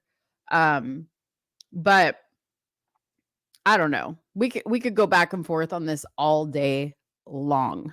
Okay. That's what you wanted. We can go. No, I'm saying, well, I wanted to talk about it. I don't want to go back and forth on this all day long. But, I just feel like if we're going to say, why does she even matter? Then we need to just leave it at that. If to some people she mattered, to some people she didn't. I watched a video. Consistent. Well, it's sometimes about consistency. I never said I was a consistent person. I am all over the place. I think we know that now, right? Like people in the chat. Well, it's not just you. It's the people who walk around with this moral high ground 24/7. 24/7. Criticizing everyone. Oh, I was like, if you're twerking, I'm going to criticize you and put it up on my social media. If you're doing things that your OnlyFans model, I'm going to put it on my content and say that this is immoral. And then you have an OnlyFans model. She's not modeling, bro. Go to her Instagram. She's got nothing but thirst trap after thirst trap after thirst trap after thirst trap up there. People on this side criticize that, but look over it. They did it with the gay community. And look what happened. Look what happened. You give an inch, they take a mile, bro. This is not 2016 and everyone knows it. And I feel like Christians who were courted in 2016 and 2020 are being gaslit into oblivion right now. And we're being made to look like we're stuck in ancient times. And I think that is super disingenuous. This party didn't look like this 8 years ago. Yeah, it didn't. Amber Rose would have never been on the stage 8 years ago. But we got to change with the times because the left is changing with the times. This side is weak. But they're acquiescing to a culture that they say is socially engineered, and then they bitch about it. That's ass backwards. You make fun of me because you're always like, you're a boomer. What do you mean we have to change? You're a boomer with tech, bro. Right, We're but we talking have about to tech change. versus social things. But you do have to, and I'm not saying everything needs to change. Like I said, there's some things that I'm just like, no, there's some things that need to stay, traditional, right? But there are things like this, like where you have to be, you have to be open to having other people and showing people, hey, we're not just a party of like 80-year-old men, that crack like lame ass jokes. Like we can bring other people in. Hell, we had Kim Klacik at the RNC one year. And y'all criticized her. And then we found out after we found out about You her, found out she was her. a stripper? No, we're not even gonna do that. She has never come back because y'all constantly throw the fact that she was a stripper in her face. We just talked about Kimberly Klacik, and the first thing you yourself brought up was the fact that she was a stripper. You're holding it against her. Why can't we keep the same energy with Amber Rose? Because Kim Klacik came out with the first I knew about her is that she was this conservative and she seemed very tight and buttoned up. Okay. She's not a stripper anymore. Hold on. That's the Kim Klacik that I got to know. And then it came out that she was stealing from people that were donating to her. Okay. And then it came out that she was a stripper. So then it's like, okay, now you're stealing from people. Now, if it comes out that Amber Rose is conning people, of course I'm going to call it out. But I'm not going to sit here and say, because she has an OnlyFans, because she did this, because she takes pictures in her bikini, that makes her a terrible person and that she shouldn't be out there talking to people. Nobody's saying she's a terrible person. Well, no, I'm just saying. Why use that though? That's a lie. Because nobody's saying she's a terrible person. Everybody is questioning why this is a representation on the stage. Not one person has called her a terrible human. Okay, well, a harlot, a slut. These are words that she attached to herself. Why can't we use them all of a sudden? But at some point when she says, I'm trying to clean up my image, I may not be 100% there, but I'm getting rid of the slut walk. Like, we got to give some grace, man. We got to give some grace. Like, I don't know anybody who just like overnight like changes. Maybe some people do. I don't know. It ain't me. She's overnight on a stage at a national convention. At a national convention, I would have respected this more if she would have came out. They would have had her at the rallies speaking. They would have had her canvassing these areas, going to women that she wants to actually relate to, showing that you're actually trying to do something. You have this overnight sensation of I'm a Trump supporter, and they throw you on the national convention stage. Put her out on the street where she's actually going to reach people, because you putting her at the RNC. How many left-leaning people watch this shit? Ain't no Democrats sitting there watching that whole entire exchange. They watched her set and her set alone, which was 5 minutes, and turned that shit off. So I'm going to play this video, and I'm also going to read some of the comments because that actually answers your question. This is a left-leaning page.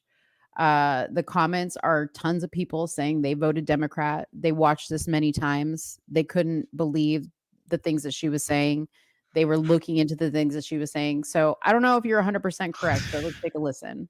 6 jobs for 3 people just to survive in Biden's economy. Why am I crying over the Republican National Convention? Like, what the frick is going on? It's upsetting to see this world that we're living in right now. To help immigrants Hold on, who came let me here pause illegally this. while Woo, this world that we're living in right now feels like upside down land. I've been a Democrat for nearly 50 years. Why am I crying over the Republican National Convention? Like, Amber Rose did a beautiful job. Oh, she did a beautiful job. I'm so proud of her. And then all the diversity and just, I think I'm crying because it's cognitive dissonance. It's cognitive dissonance. Like, what is going on? I've been told my whole life Republicans are just all, white and racist men and all of this. I don't think I've probably ever watched a Republican National Convention. Let's start there. You don't know unless you go see for yourself and stop listening to what people tell you. It's just so beautiful. Just the patriotism, the coming together. I'm telling you, if you on the outside and you think MAGA is this horrible thing, I don't know what to tell you besides you have to see for yourself. It's beautiful. It's so beautiful. The coming together of America, America saying no more, no longer. We're not going to do this. We're not going to divide ourselves. We are red, white, and blue. It's beautiful. Okay, I got to finish watching. I don't know if you guys could really read all the comments there, but it was just one comment after another of people saying similar things. So, whether that actually results in a vote change or whatever it may be, I think it's a start. I think it's a start. So, anyways. Republicans love you enough to reduce people of color, female in office. Yeah, that's a dumb comment. Oh, I'm sorry. Were you reading your comment up there? She should be crying about having no edges. Oh, you're reading those. We'll see the exit polls. Yeah, we'll see. All these emotions. I'm crying watching the RNC. I don't know. I'm a different type of person, bro. I do want to play. Yeah, you are a different type of person. I think there's different types of people, and I think that that's the point. Is that yeah? But only one of us gets demonized. That's not the true. other is accepting. That's not true. I get demonized all the time for being sensitive. You laughed at me when I said you get demonized from other Christians.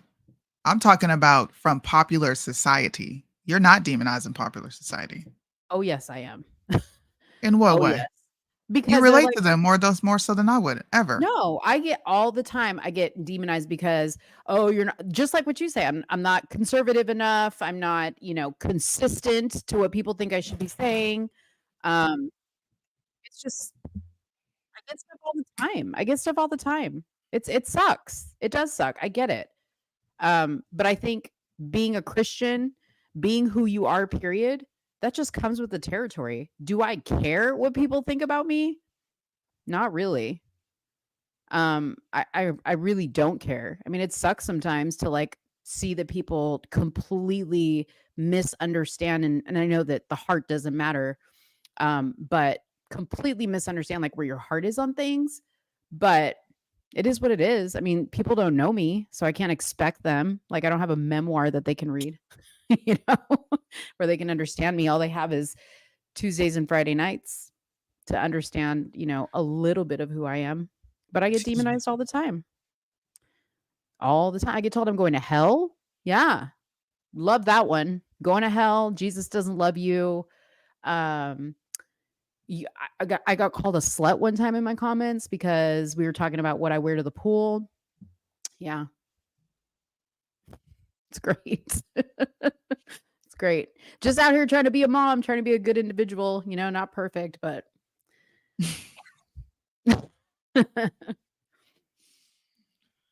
Dr. Ben Carson's listening to paint dry. He's boring. I love the guy, but he's boring.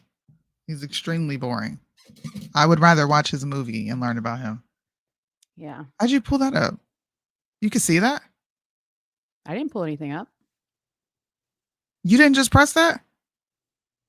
No. I didn't even have my hand. I had my hand on my other screen. Bro, that was weird. Did you see that? Yeah. The chick at the RNC. That was so weird. Okay.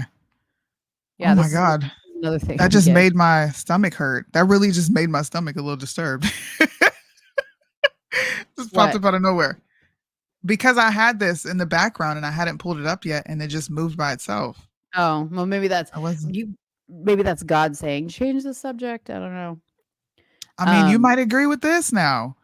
You might say that what's the problem with her saying a prayer in which we don't know what the fuck she's saying? She could have put a hex on the crowd. She could have wished Trump got assassinated another time.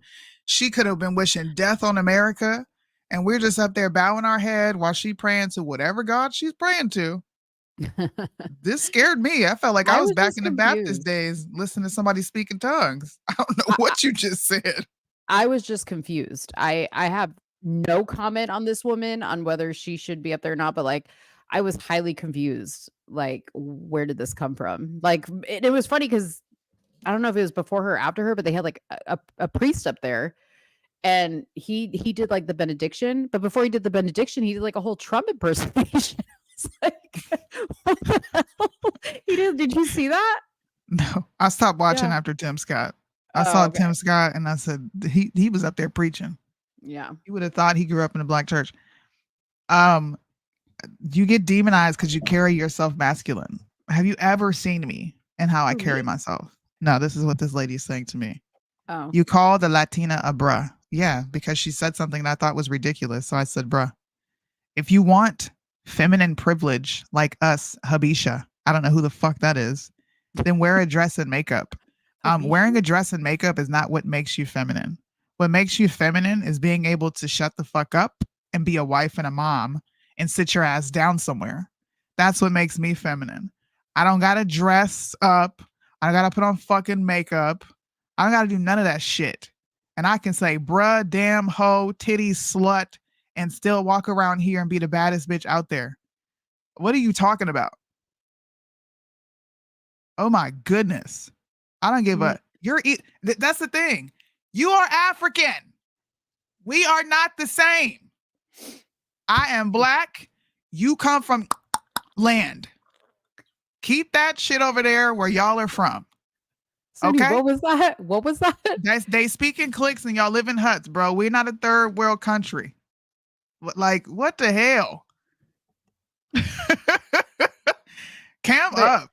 But she said Latina is feminine. Yeah, cam up, because I don't know if you're translating correctly in the chat. She said Latina is feminine. I can tell. Why? Because I was emotional. I don't understand. Oh, and then she said, "Don't say bruh." You get okay. That's the comment you're reading. Republican gang prefers Swedish blonde girls. She's saying a bunch of dumb shit, bro. I wasn't even paying attention to her stuff. You triggered me with that one. She's the one who's okay. Well, wait, before you play this lady, since she's like on the tip, can I just, because it's related to Amber Rose, real quick? Can I just play Sure. Joy Reid? Oh yeah, race baiting ass. Her stupid self. Because I can't stand Joy Reid. I want to be balanced so you guys know what both sides are saying. So we read, the good comments. Let's hear what Joy Reid had to say about Amber Rose. Ironic that they were able to recruit this young woman who, and she's a racially ambiguous. I don't want to say she's black because she has said she's not. So I don't want to say this black woman, this woman who is of whatever race that she has claimed. She said she's not black, but they brought somebody whose whole career is based in black culture. She used to be on a show on BET. That's the reason most people know who she is. She dated African-American rappers in the business, in the history of hip hop. So her whole culture came from black culture, even though she says she's not a black person herself. And the fact that she is now the person they're using to try to recruit young people of color and to say that this is the person who is the endorser of Donald Trump, who you should trust, when she won't even claim the culture that brought her to the table.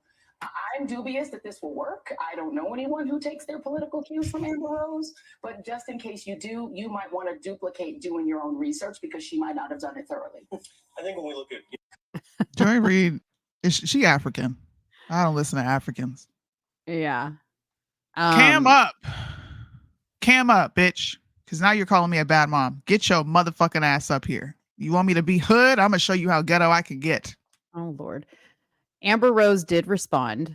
She said, "Hi, Joy. I've never said I wasn't black. I said I identify as biracial. I'm not going to invalidate my white father to make you feel more comfortable. Stop being a race baiter. Your president does enough race baiting for all of us." Good response. I think it's funny that Joy Reid literally has her same hairstyle, like as Amber Rose, like the shaved bald, I didn't even realize her hair was gone. I never pay attention to her hair. Her face Joy? just gets on my nerves. Yeah. I've never paid attention to her hair. I can't even tell you what her hairstyles look like. What is Habisha? I don't know, but I want you to cam up. That's what I want. She wants to fight. Habisha. Let me look it up. Northern European Ethiopian Highland Semitic speaking Orthodox Christians. Oops.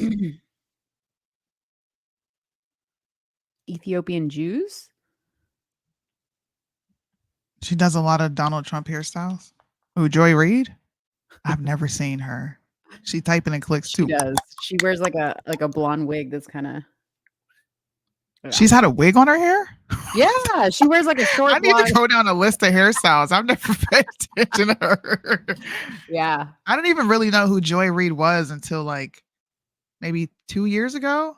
I think she Yeah. was, I don't know what she was talking about. She had said something ridiculous, but I had never heard of her. A lot of the CNN news people that I see on, I don't know them. I grew up watching what's his name? Al Sharpton when he was on MSNBC and just CNN in general. I never even really paid attention to the news anchors. Yeah. Negus, if that's your name, if I'm saying it wrong, come up, like talk to us. We'll talk to you. We'll hear you out. Soon you put the link in there if you want to come up here and talk. I'm not a Jew. I don't even like Jews. No, I she's don't know Jewish. what you're talking As I about. said, she's Jewish. Oh, you're a Jew. Oh, no Yeah. wonder you're over here talking like you are.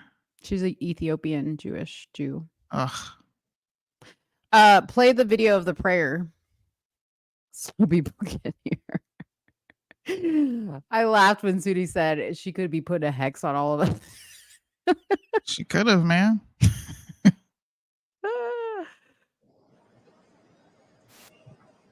Are you for real? A lot of thunder going on. I'm freaking. Let it stop. Maybe it's buffering. See, this is the Lord saying she was defiling the land. Don't play that prayer, Sudi. Oh man. Bro. Why does my shit keep getting removed for hate speech? That was hate speech? According Do you to guys want to see? Well, look, I just got this message on my screen. Just so y'all can see, I'm getting flagged with non-stop hate speech violations. And I'm like, what? Oh. Damn, bro. Do you want me to see if I can pull it up? Can you pull it up? Because I can't now. Okay. You want me to pull You can't go live for 30 days. You know what? It could be because you use Nick Fuentes. That wasn't the video. It's a live. My lives are being reported. No. I mean, like the fact that the video like stalled out. Oh, could be because it had Nick Fuentes. This content is no longer available. Okay, thank you. Indian prayer. See. All right, here we go. Oh, if my Instagram page is gone, I'm gonna be so fucking pissed. Okay, so this is Harmeet Dillon. I don't know who she is. Okay, let's start it off where Suni left off here.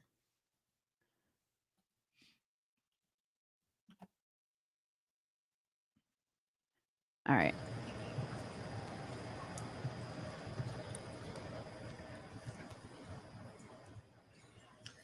तू ठाकर तुम पे अरदास जियो पिंड सब तेरी रास तुम मात पिता हम बारक तेरे तुम्हारी कृपा में सुख कनेरे कोई ना जाने. You know what this brother's thinking? Who is this guy? He's like, they get upset when we sing the Black National Anthem, and they're gonna let this girl come up here. You know what I mean? That's what he's saying. That's what he's crazy, saying. Man. तुम्हारा अंत ऊंचे ते ऊंचा भगवंत सगल समगरी तुम्हारे सूत्रधार. Now their heads being bowed and their eyes being closed is weird. Listen.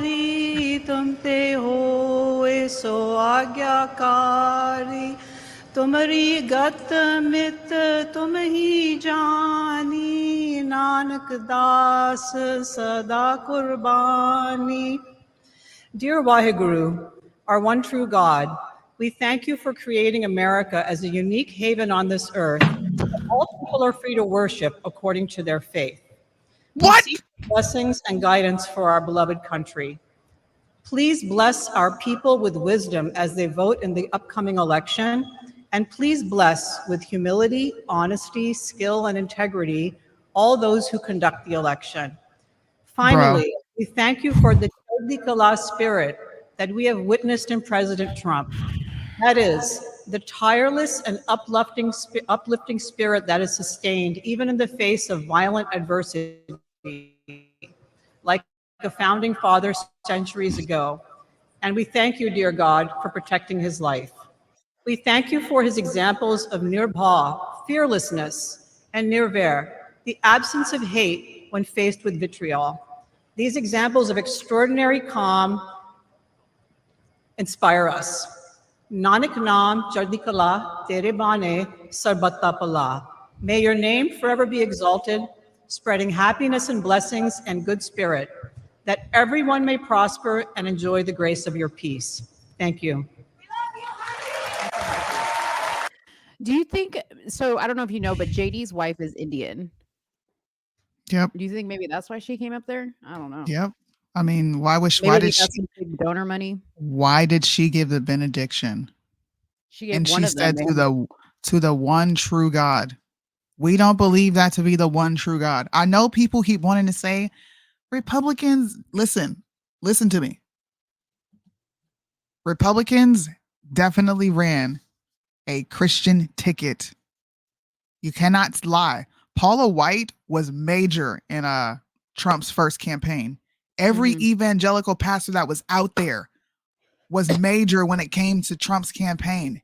They pandered to Christians at the RNC in 2016. I could tell a lot of people didn't watch the RNC in 2016 because the only word that was being said up there multiple times was the name of Jesus, bro.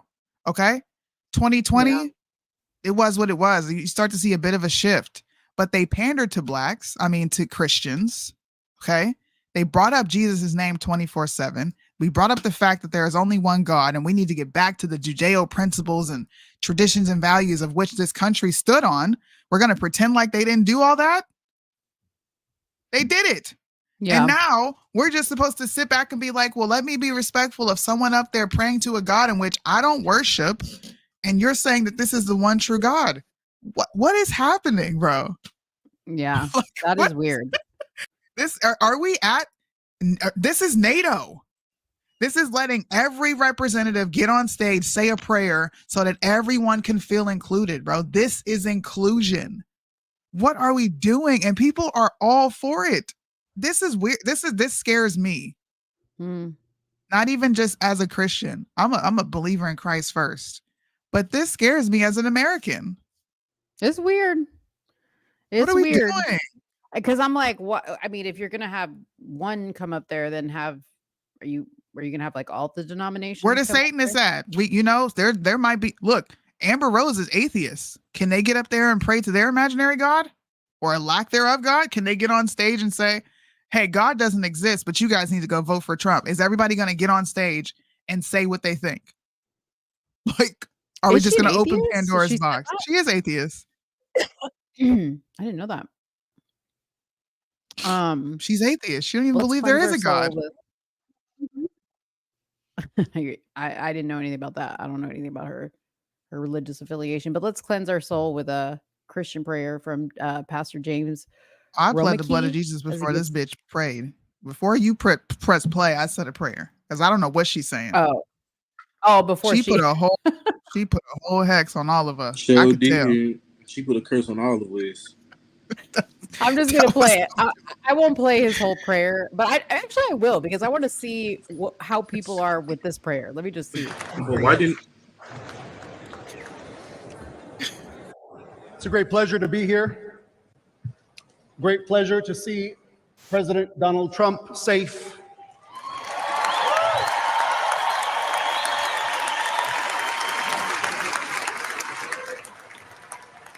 And if I may, before the benediction, give you this promise. You're going to be so blessed.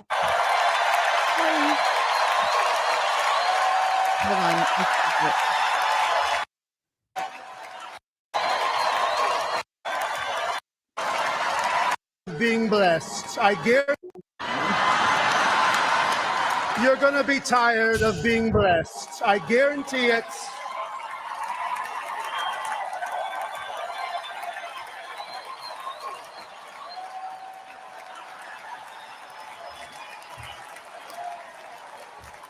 Believe me. Let us pray. In the name of the Father, and of the Son, and of the Holy Spirit. Amen. Almighty God, you have given us this good land as our heritage. Grant that we remember your generosity and constantly do your will. Bless our land with honest industry, truthful education, and an honorable way of life. Save us from violence, discord, and confusion, from pride and arrogance, and from every evil course of action. We give thanks to you for keeping President Trump safe. We pray for the families of those affected by the demonic violence at the rally on Saturday. And we pray you would send your holy angels to guard and keep President Trump from all harm and danger. Grant that we who came from many nations with many different languages may become a united people. Support us in defending our liberties, and give those to whom we have entrusted the authority of government the spirit and wisdom, that there may be justice and peace in our land. When times are prosperous, may our hearts be thankful. And in troubled times, do not let our trust in you fail. Through Jesus Christ our Lord. Amen. All right. Hey, man. The sheikhs are about to come out. All the Punjabs and the Indians. The White House is going to be smelling like curry. Red pit finna be pissed. American tradition is about to go bye-bye, man. It's about to be a whole, literally melting pot of a bunch of different traditions and values we start seeing at the White House. And Trump's the best option, but I'm not. I'm going to stay grounded in what I know to be true. And this country is not going to last. It's not. The country as we know, America's going to fall. It is. That scares me. What we just saw scares the living shit out of me. Because that's never been done. Were we going to have a Muslim next year? I mean, the next 4 years? If the VP has a freaking what if one of the VP marries an atheist? Are we going to allow atheists to get up there and speak and represent, and maybe they can bring some of those people over? Like, what are we doing? What are we doing? It's too much accepting for me. It's inclusion, bro. I believe inclusivity is evil. I don't think there's anything good behind it. I don't like including either. Including and adding and accepting. That's why we fucked up now. That's why we're fucked up now. Every empire's fall at some point. Oh, it's gonna fall. We will replace you. I don't know who Cynthia G is, but I'm not a foundational Black American. I don't know what that is either. And I got called evil for saying everybody shouldn't be Who included. is? I want you to get I want her to come up here so bad, and I want you to turn your camera on, because you're talking a lot of big shit. What do you look like? I didn't mean to cut you off, Marlandon, but like, I'm ready to square up. I ain't never been ready to fight someone on the internet, but you're just talking way too much shit for me. They remind me of how I feel about Corey. I want a two-piece you. You need to come up. Who's Corey? Antifa Corey. Yeah, I can't stand Corey. Oh. Yeah, I had to kick Corey off, man. He was I getting blocked him a long time. I blocked him a long time ago because he wouldn't stay out of my inbox. Corey is this. Corey's Corey is a horrible human being, in my personal opinion. If we want to call someone horrible, you ain't got to call Amber Rose horrible. See, I just gave her some credit. when he came up on your, I think it was like on the show you did on the day Trump got shot. Yeah. That's the first time I actually ever saw him like outside of his picture. You saw his Mr. Egg gums, the big horse gums. Oh god. Lord. Oh man, who is this William Clinton? I don't know. That's somebody who always comes through and says some funny stuff. I don't think she's gonna come up. I don't think she has the guts. Well, if you're not gonna come up, I'm gonna go do me. Shoot, you're pissing me off. William says I'm about to turn independent. Yeah, probably.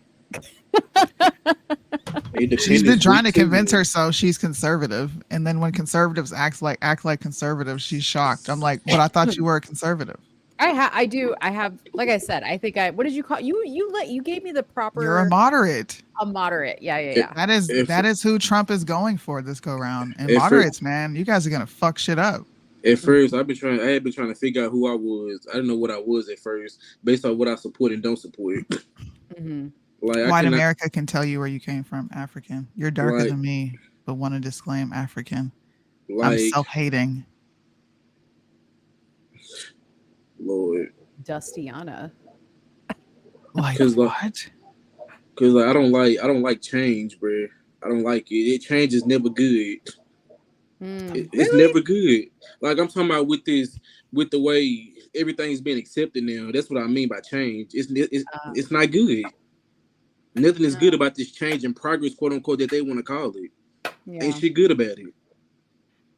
That's what made me hate change. Is what I'm saying.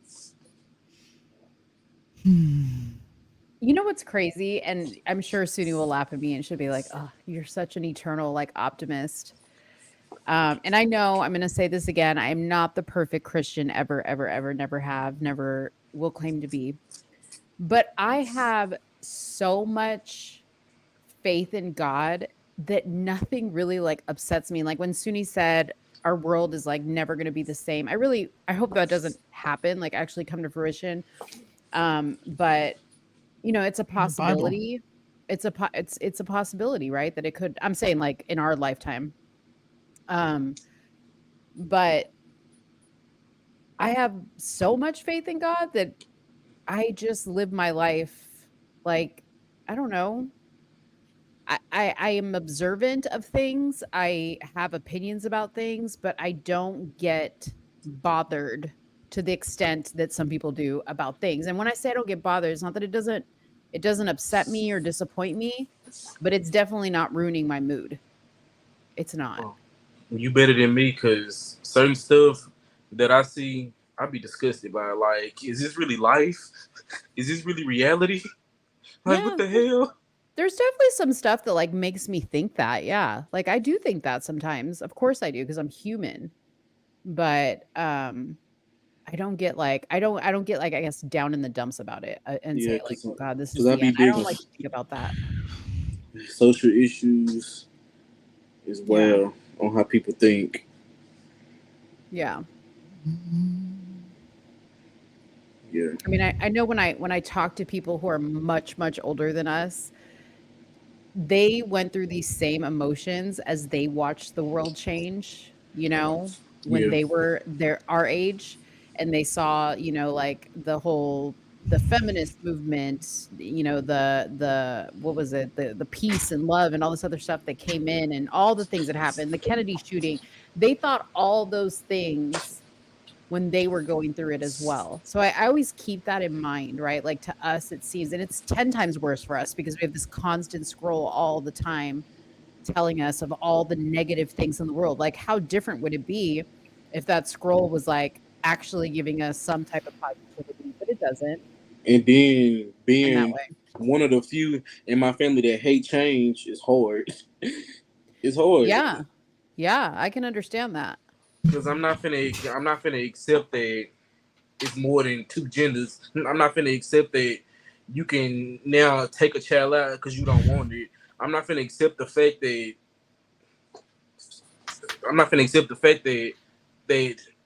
racism is this and this and that and this and this and that. I don't care.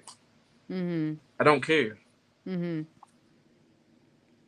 Yeah. Like I really don't, and I get wronged for saying that. But it's like, what the fuck? We've been crying about it for years, and what that changed positively? Positively, what that changed? Yeah. I want to know. Well, but that's what I'm saying. Like, I don't depend on social media to give me the positivity I need. No, I don't either. But I'm just saying. And you know what? Like, I want to also touch on something we didn't touch on because it was like the whole unity message. Suni and I talked about like how the news was like portraying this, like it's about unity, and Biden was like, we need to unify, we need to come together. That whole message, as positive of a person as I am, I did not trust coming from them.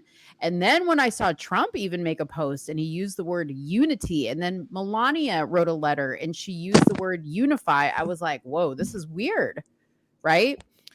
But for me, in my mind, I was like, okay, Monique, you can either like sit here and look into it and be like, oh God, this is real sus, because we all know the media uses keywords to like brainwash us.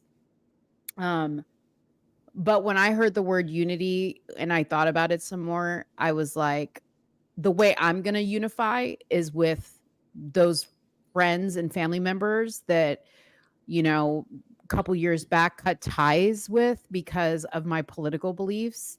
And I'm either going to have a discussion with them, or I'm going to, you know, forgive anything they said or did against me and move on past it, right? So I thought about unity in that sense, like to unify my spirit a little bit better. But no, I ain't gonna unify with people that hate us and want us dead. Absolutely not. I just feel like unity is an illusion. Like I really do. It is. It's fake. There is no such thing as unity. This America's too diverse. They're lying. There is no such thing as unity. So I'm gonna cease to interact with you because you're a part of a weird group and all of you are mentally ill. And I just went to your YouTube and you look like a tranny.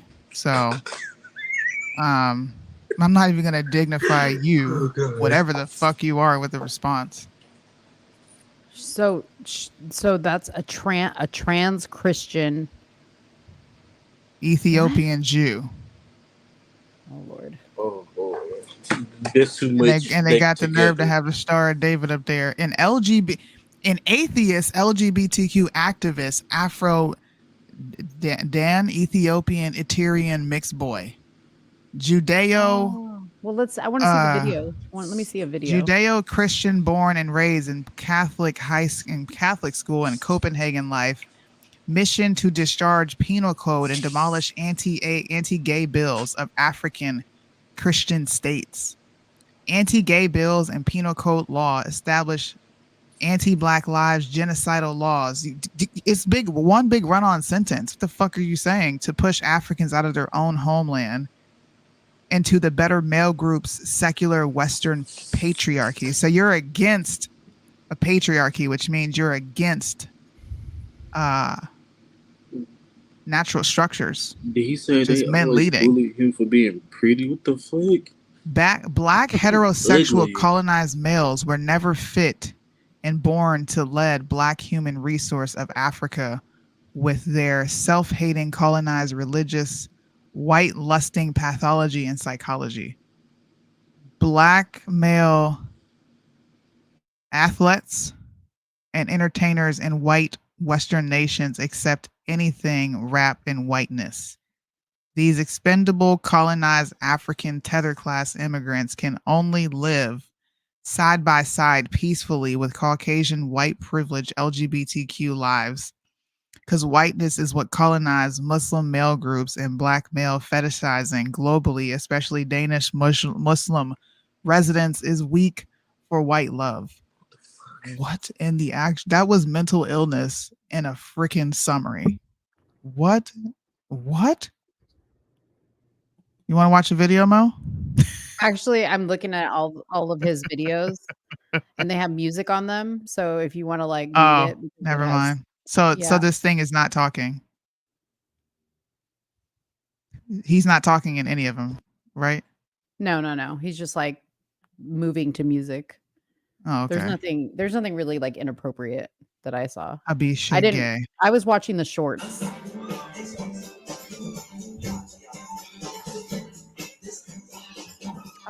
the wig. Why does this remind me of like Silence of the Lambs? This is motherfucker psycho.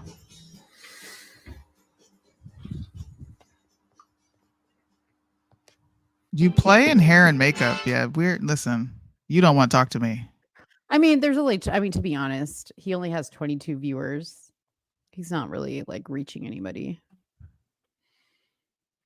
Yeah, you guys are freaks.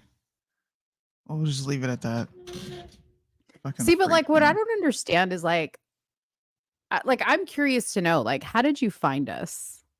I'm curious to know how you're LGBTQ, but then you're using the LGBTQ as an insult to me. You just called me trans.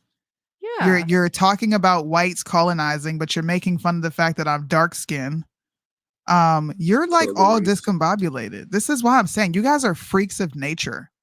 And I'm not nice to trans or gays, bro. Especially disrespectful pieces of shit like this. This is when you get called the F slur. This is when I say that you need to be dropped on an island because your kind would cease to exist without people like me procreating. Like, this is why. They need to be in the hottest port of hell. They're a disgrace to society. So here's like my nice girl take on it. Yeah, I know you. Go ahead. Be nice. Here's my nice. Well, I'm speaking to Nagoose. Nagoose, I'm speaking to you. Lord. Okay. I get you're trans. You like to play in makeup. You like to put wigs on. You like to play dress up. Okay. From my standpoint, like nobody really cares but you. You know what I mean? So, like, from my standpoint, is why do you come over here to like insult people if you love yourself so much that you created a YouTube channel of videos of you just like staring into the camera? Like, why did you come over here to like intentionally be mean? I don't understand all that. But yet you want people to be accepting and nice to you. Like, just stay with your people. Stay with the people that do what you do and love you for who you are. But like, why come over here? Like, you already know what it's going to be coming over here. You're dealing with people who don't agree with your lifestyle, who don't really appreciate anything you're saying. Are you so mentally like just down on yourself that you actually are seeking out mean people to like reaffirm how you actually feel about yourself? They're miserable and want Look at everybody this else to be person. miserable with them. Look. Filters on top of filters. You got baby dolls in the background. Bruh. It's wigs. It's the wigs. You just said you're the I'm the better version of Suni the middle child. I'm glad I got a fan. And it's SOONIE, not SONNIE. If you're gonna spell my name, bitch, make sure you spell it right. Oh my gosh. See, Mo, this is what I'm talking about. You can't be nice to these people. You can't. You see how all I'm sitting here is expressing my opinion. I haven't attacked anybody. I'm expressing what I think, and they can't handle it. This is what I'm trying to say, right? Like, this guy will be like, oh, this girl was being mean to me. She was saying terrible things. But you came over here. Like, we weren't checking for you, boo. Okay, we weren't typing in Nagoose, Afro, Dane, Doll, or whatever the hell your name is, looking for you.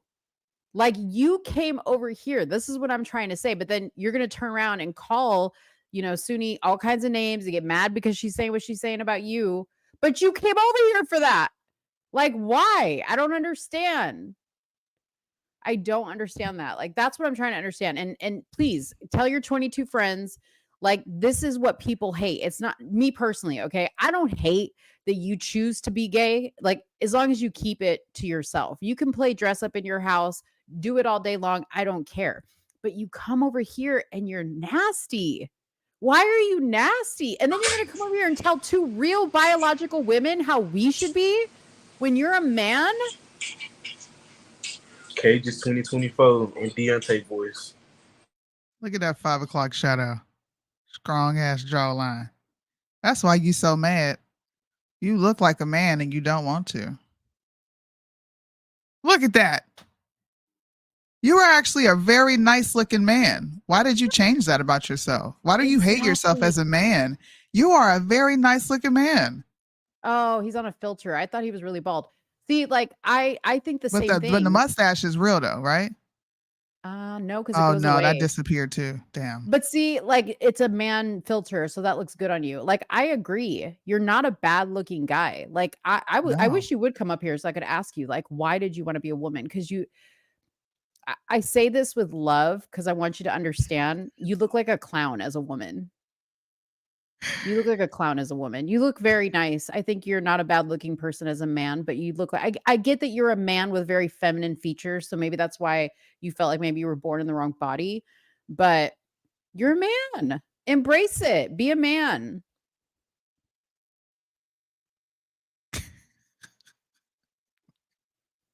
Don't call me a he. I can You call are you a he. whatever I want. You are a he. And you won't come up here to talk to us, so I'm going to call you whatever I want. You are a Why you he. disable You the are a likes, boy. cuz? You're a boy. You are a boy, Damon. You were All born right? with a penis. Don't hate your penis, Damon. Don't hate it. God gave it to you. Did I say Damon? Negoose. You did. Negoose. Negoose. It was because I said it. Embrace your penis. Whew. I'm gonna subscribe to you just for the hell of it, bro. I need to see anytime you post. And I want the notification. You're welcome. I just gave you a follow. Yeah. I need to see every time you post. And then you got the American flag in the background. You're a goddamn retard. And not from this country. That's wild. Do you okay? Negoose, do you live? Respect me. I'm a her. No, you're not. Okay, see, you need to tune into a couple more episodes because we don't play the pronoun game over here. No, you're not. You're not a her. Bro. You're definitely You're not not a a her. her. We're Pronouns aren't hers real. because we literally we delivered babies out of our vaginal canal. They grew in our uterus. You don't have that. Okay. So that Right. makes you a he. You don't got titties. You don't got ovaries. You don't have a cervix. You don't feed your children from your breast. I was about to get very vulgar. Bro, you guys are going to see a different side of me. Listen, embrace being a man. Go to New York. Start your modeling career as a man. You look like a good male model. You're not an ugly looking man. That's the thing. Is you're like, he's not coming up. Yeah, he can sit back there in the background. I don't have the energy for you. Sit up in your freaking chair. You don't even have a shirt on. Oh, you make me sick sometimes. Like it just looks like you're being weird. This is funny. I'm taking this. Yo, I am taking this. That is like the best insult I have ever read with being nice. Go to the Middle East and you'll be a were. Bro. Thank you for that. Thank you for that, Birdman. I'm going to use that. That's funny. Anyways, guys. I mean, Mo, if you want to go, I'm about to go, but I want to see if this person responds. Like, I need one more response until I go before I go. Negoose, so that I can go walk my dog. Like he's literally crossing his patas right now because he needs to shit. If you're gonna come up here, let me know now because don't keep me on a cliffhanger. She wants to be here when you come up here. I want to be here because I'm a safe space for you. Sooney's gonna tear you a new one. I'm gonna be honest. Sooney's gonna tear you a new one, and I can buffer this for you if you want to come up right now, but don't keep me waiting. Come on, we'll help you with your followers. Come on up here. Yeah, we'll help you with your followers if you come up here. You know, like you'll get a little bit of airtime. Yeah. You are the help, though. You look like you live in squander. I don't talk to the help. Oh. You have 22 viewers. 1 like. You're not even ratioing, bro. But I'm not going to beg. I don't like talking to faggots anyway. That's Does Mo's he lane. have social media? I don't know. We should check. Don't let me find you on Instagram. Then I'm really gonna go after you.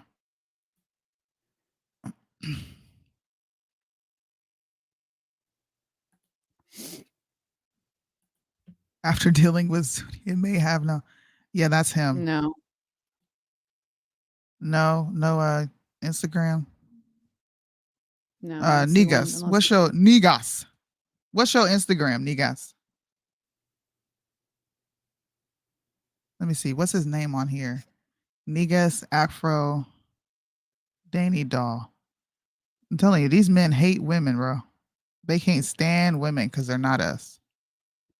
Afro. Can I find you on Instagram? No, I can't find you on here. I don't see any social media handles. Did you Google that name? No, I typed it in on Instagram. I wanted to see if something popped up. So you're not even like a real content creator. You're just here. When was the last time you posted? The last time you posted a video was a year ago. May 20. Oh no, he joined in 2020. July 2024. You got 14 views, bro. He's gonna be like, "Don't call me bro." Bro. Yeah. What the hell?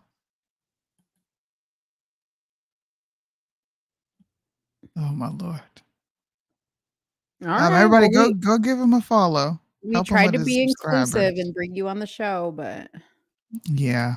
have a good day, sir.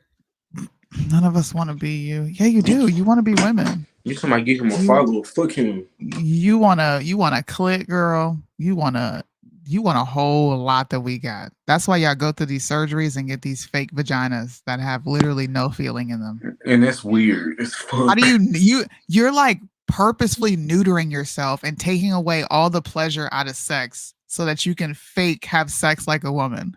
Like, is that not mental fucking illness? It definitely is. It's very sad. It's very sad. Who does that? It's sad. Attaching dicks to yourself that don't work, putting titties and attaching. You can't feel nobody licking your nipple. Let's get into it. We want to talk. That is what y'all celebrate. Y'all celebrate who you fuck. Y'all say I'm the wild one. Y'all say I'm the wild one. Sweetie up here talking about licking nipples. Listen, bro. You don't feel no licking on your coochie. That's probably fake. You don't feel no licking on your titties. That's fake.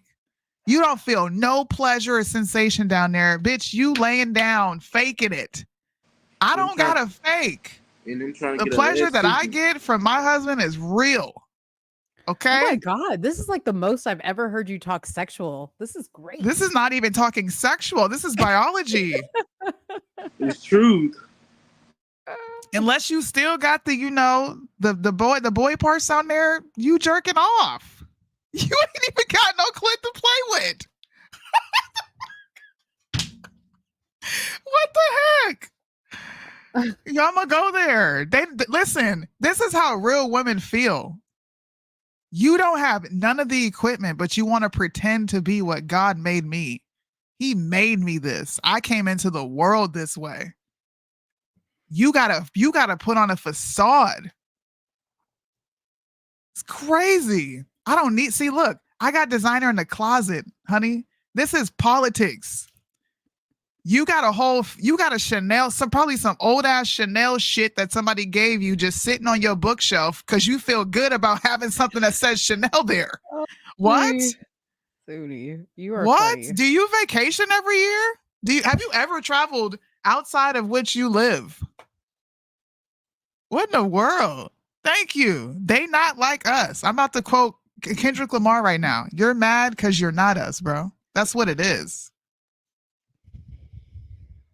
I got time today. All I gotta do is take my car to the shop and take my kids to the pool. It's about 12 o'clock. I got time today. And if you really want to go here, we could do it. You're trying so hard to get him to come up here. I'm trying to bait you. Go walk the dog. I'm pretty sure I'll be here when you get back. You ain't gonna miss nothing. Signal, stop requesting. I just hangs up. You guys can't see, but you know the guy that always comes up here and he's like slouched down, looking real sus in his chair. Well, he's sitting like we can see him in the green room in the background. and he's like sitting in his chair, slouched down with no shirt on. He knows that I hate when he's sitting like that. Like, first of all, put a shirt on and sit up straight. But we're still not gonna let you on because I'm not up for the argument today. She said, "Sit up, sit up, quit slouching in that chair." Yes, it's so disrespectful to come on a live with no shirt on. He'd be Nobody like this. wants to see all that. Yes, that's what he is, dude. No, it's even worse. Like, he's got like his hands out at the bottom. I'm like, I don't know what you're doing. Like, we've been traumatized. Okay, people don't know what we see in this green room sometimes. Okay, Yeah, people. We'll just be talking and then shit, bro. a dick just pops up. You Dick know what I mean? pops Like, whoa. Yo, yeah. Okay. I think I hurt your feelings enough because the only thing you can do is say a black woman gave you life. So now that you know that you're not a woman and you won't be referred to as her over here because you're a full grown man, I'm sure with the dick and balls still attached to you. Are you done? It's no fun if you don't come up here and we need a fair fight. That is your husband. What is my husband? Girl, my husband's at work. What's your husband You said do? girl. You got girl. My husband's at work. Yeah, we gonna listen. You want to meet me with feminine energy? I promise you I could do it better than you. Women are catty. All right? We're petty. It's hell. Like, y'all, oh God. You can't do it like we do it, bro. Y'all try, and it's like this fake pseudo sense of like feminine cattiness. You know what I'm saying? The way gay men try to do it. The way they do it is like, I'm gonna call you ugly. Okay. I'm gonna say your skin is dark. And how do we do it? I'm gonna say you ain't got a real pussy. How about that? Lord. You ain't got titties. How about that? You gotta go to the doctor to get them shits put on. I was born with them. I have mosquito bites. Did you? He came from the most conquered, defeated male group. You are not a king if you've been on. Too bad my slaves. husband's biracial. What are you talking about? What is he talking about? It's like he's having a conversation with himself. We sold your ancestors because they're weak. There you have it. Breaking news from Africa. Finally, somebody admits the truth. It was the Africans that sold y'all niggas into slavery. It wasn't white people. You might just be all right around here if you believe that. I got to give you kudos for that. You took a W with that one. I like that. Negus, tell us where the slave ships are. Tell us where the slave ships are. Nobody found a slave ship yet. Okay. How many slaves was actually sold? Because you like, come on, y'all sold us. So how many y'all actually sold? Birdman said, yes, it's not my fault anymore. Dude, we just literally broke a story on Somewhere in the Middle. We just absolved white people of slavery, okay? People of Western descent, Negus has absolved you of slavery. My housemate looked like Cookie from Empire.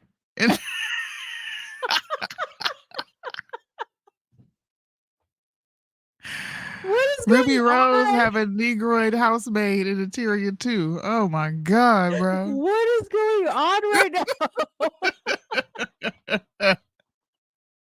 She said, somebody pull up Taraji P. Henson. Dude. She said Taraji P. Henson is in her house as a housemaid. Listen, I just need to hear his voice. That's going to just like complete my night. Is there any video on your page so we can hear your voice? We want to hear your voice, bro. Cam up. Please. I'm about to drop this link one more again. And then I got to go. But it's live to take a turn, bro. A major turn. Listen, let's roast each other. I know y'all gays like roasting, bro. Come on, let's do it. I got a real pussy, you don't. Ooh. Sometimes I wish I was like Amber Rose because I would get on here and fucking clap my cheeks and be like, you wish. know, right? Don't you wish right now we could show our tits? Bro, I'm gonna flash my titties. Do you got these? Ain't no marks under my titties. They real. When I have the transition, then I will do live streams. Exactly. Because you're ashamed of what you look like. Hey, you're a man. We can show our stretch marks from being pregnant. That's what we can do. That's a little bit more PG. Come on, man. Oh my gosh. I have no Adam's apple. I can tell you that. I didn't have to have it shaved down. Good Lord. When I have the transition, then I will do live streams. Okay, so you're afraid to come up here and show what you truly are. You are a man. You want to be called a woman. I don't care about I'm gonna bully you. Actually, Negus, you should talk to us before you transition, before you make the mistake, because we actually interviewed somebody who transitioned and then detransitioned, and he regretted every second of it. So before you go through with it, you should come live with us. Like, we can save you. Like, there's hope for you. I don't want to save you. No, listen, there's hope for you because you're a decent looking man. Hell no. He don't want to be saved, don't save him. A nurse? Oh, Lord. I know you dusties. He finna fuck them patients' heads up. What's crazy is if I lived where you lived, you would probably be my housemaid. You're a nurse, which means you work for somebody. Section 8. Who was on Section? Is anybody on this live on Section 8? No. I'm not. What the hell are you talking about? Hey, Negus, just for my ego, who do you like more, me or Suni? Just because I do this. Don't answer that. Don't answer that. Answer it, Negus. Don't you like answer me that. or you like Suni? Who do you like more? Clearly, She it's likes me. you because you're light skinned. She already said it. Oh, because I'm light skinned? I thought it was because I was feminine. You're light skinned. Okay, say why you like me better. Is it because I'm light skinned? No, it's because you delusional like he is. Oh my God. Marlene, what makes you think you can come on this show and insult me? I've been calling you delusional mode. That's just rude. Dang. Wait a minute. It's all right. You know, I honestly don't know what I do that is so masculine. I've been trying to figure it out. I asked my husband the other day. I was like, am I masculine? He's like, no. Why would you ask that? And I'm like, because this is what everyone says. I think Hispanic you're a tomboy. is I think hardworking. you're a tomboy. What is that? Apparently that's masculine. No, like a tomboy. I mean, no, I wouldn't say masculine. I would say tomboy because you are tomboyish. Like you wear athletic. Like in my mind, any girl who's like more like athletic, they're tomboy. Nobody would ever call me tomboy. I am a girl. Like through and But through. I'm a girl too. This is what I mean. No, Like, you are I'm a girl. girl, but I'm like a girly girl. Like everything I do is based in being a girl. The way I dress, the way I act, everything. She is discreet, lesbian, or bisexual. There is nothing about a woman that I am interested in, though. Like I think that is gross. Why does he call me Hispanic? Like I'm just like nobody. I don't know. My name is Monique. I'm a discreet lesbian. Remy Ma? No, me. I'm not lesbian though, or bisexual. You give me young Ma vibes. Young MA. There's nothing about me that looks like her. Oh, young MA. I don't even know who that is. I just want to understand why people say this. How can one give off lesbian vibes? What does that even mean? Is it because I'm in a bucket hat and a t-shirt with some jeans and some sneakers? Do I have to be like up in here with my titties poked out and makeup on blast, eyebrows that are not mine, eyelashes that are not mine? Like, is that what I need to do? Do I need to put color on my lips that are not natural to my face? Listen, I've been Please around don't. lesbians. I've been around a lot of lesbians, and lesbians give off like pure dude energy. You know how dudes are like with girls, like they're like, I don't know. They're Yeah. just like, they're masculine towards them. Like lesbians Yeah. are the same way. It's the weirdest thing. Like you literally feel like you're Lord. in the presence of a guy. Like the way You they call treat you. women bruh. That's because of where I'm from. Yeah. It's a common phrase to say bro, bruh, dude. Yeah, Like, she don't mean no harm. Huh? Everybody get called bruh every now and again. Oh, I don't think I'm ugly. Listen, I'm actually very, and I talked to Mo about this 2 years ago. I seen a picture of myself and I was like, oh my God, I didn't realize this is what I looked like. And she was like, oh, I'm going to cry. Yeah. When you said that to me, I was like, that's kind of a sad thing to say. Well, I don't know. I just never really, I used to think if you think that highly of yourself, then you're like stuck up. I never thought you were supposed to think like, hey, I know I'm pretty. It's just, it is what it is. But no, these last couple of years, I look at myself, right? And then I pay attention to how my husband responds to me. And I look at how other people interact with me. And I know I'm not ugly in the slightest. What I don't understand is how you can be labeled a lesbian for being sporty. This is how I've been my whole life. I do not enjoy wearing dresses and heels. It is not comfortable. I don't. And plus, with you been wearing that, you will look so awkward and different. I would look odd if people saw me like that. They'd be like, what the heck? Well, because it's just not natural for you to do that. Like you would not be able, you would look so bad. And you straighten your hair and get braids. Sweetie, I remember one time you showed me a picture one time of you. I think it was you and Kyle, like in high school, like you were at a dance or something like that. You were like posed for a picture in prom, yeah, and you were like in a dress, and like you looked cute, but I was like, I could just tell you were so uncomfortable in that dress. Like you just like, I can't wait to take this off and put. I cannot wait to take it off. Exactly. Yeah. Exactly, bro. Yeah. Hold on. Sporty Spice, listen. All I'm gonna say is when I graduated and people saw me as I got older, you know those messages I clicked that come in? I was married at this time too. All the guys that didn't pay attention to me in high school, you know what they said? Bro, I had the biggest crush on you.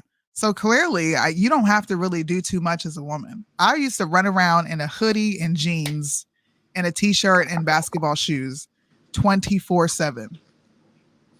And you don't gotta do too much. I was like the girliest girl, and I had no boys interested in me. See what I mean? No. Well, let me say this: there were boys that, like after the fact, when I got older or whatever, that they were like, "Oh my god, I had the biggest crush on you." But at the time, I would have never known that any boy was interested in me. God, because I was basketball's a masculine sport now. What the fuck is up? How is basketball a masculine sport? I don't get it. He plays badminton and does a little yoga. Yoga? Badminton? I mean, you do yoga if you're going to do gymnastics. My daughters do yoga. I don't need to do yoga. Oh my gosh. I'm learning so much. This was normal for me. My father played basketball. My mother played basketball and ran track. My dad played a little bit of professional football. My entire family is in the sports arena and the fitness arena. What else would I have grown up to do if you really think about it? It would have been the military or sports. He has a daughter. Oh Lord. Hell, okay, I'm done. I'm done. I don't even want to talk no more. So wait, you made it so you had sex with a woman as a man and produced a child? Is that what you're saying? But that sounds like some Caitlyn Jenner shit. Does your daughter have to call you mom now?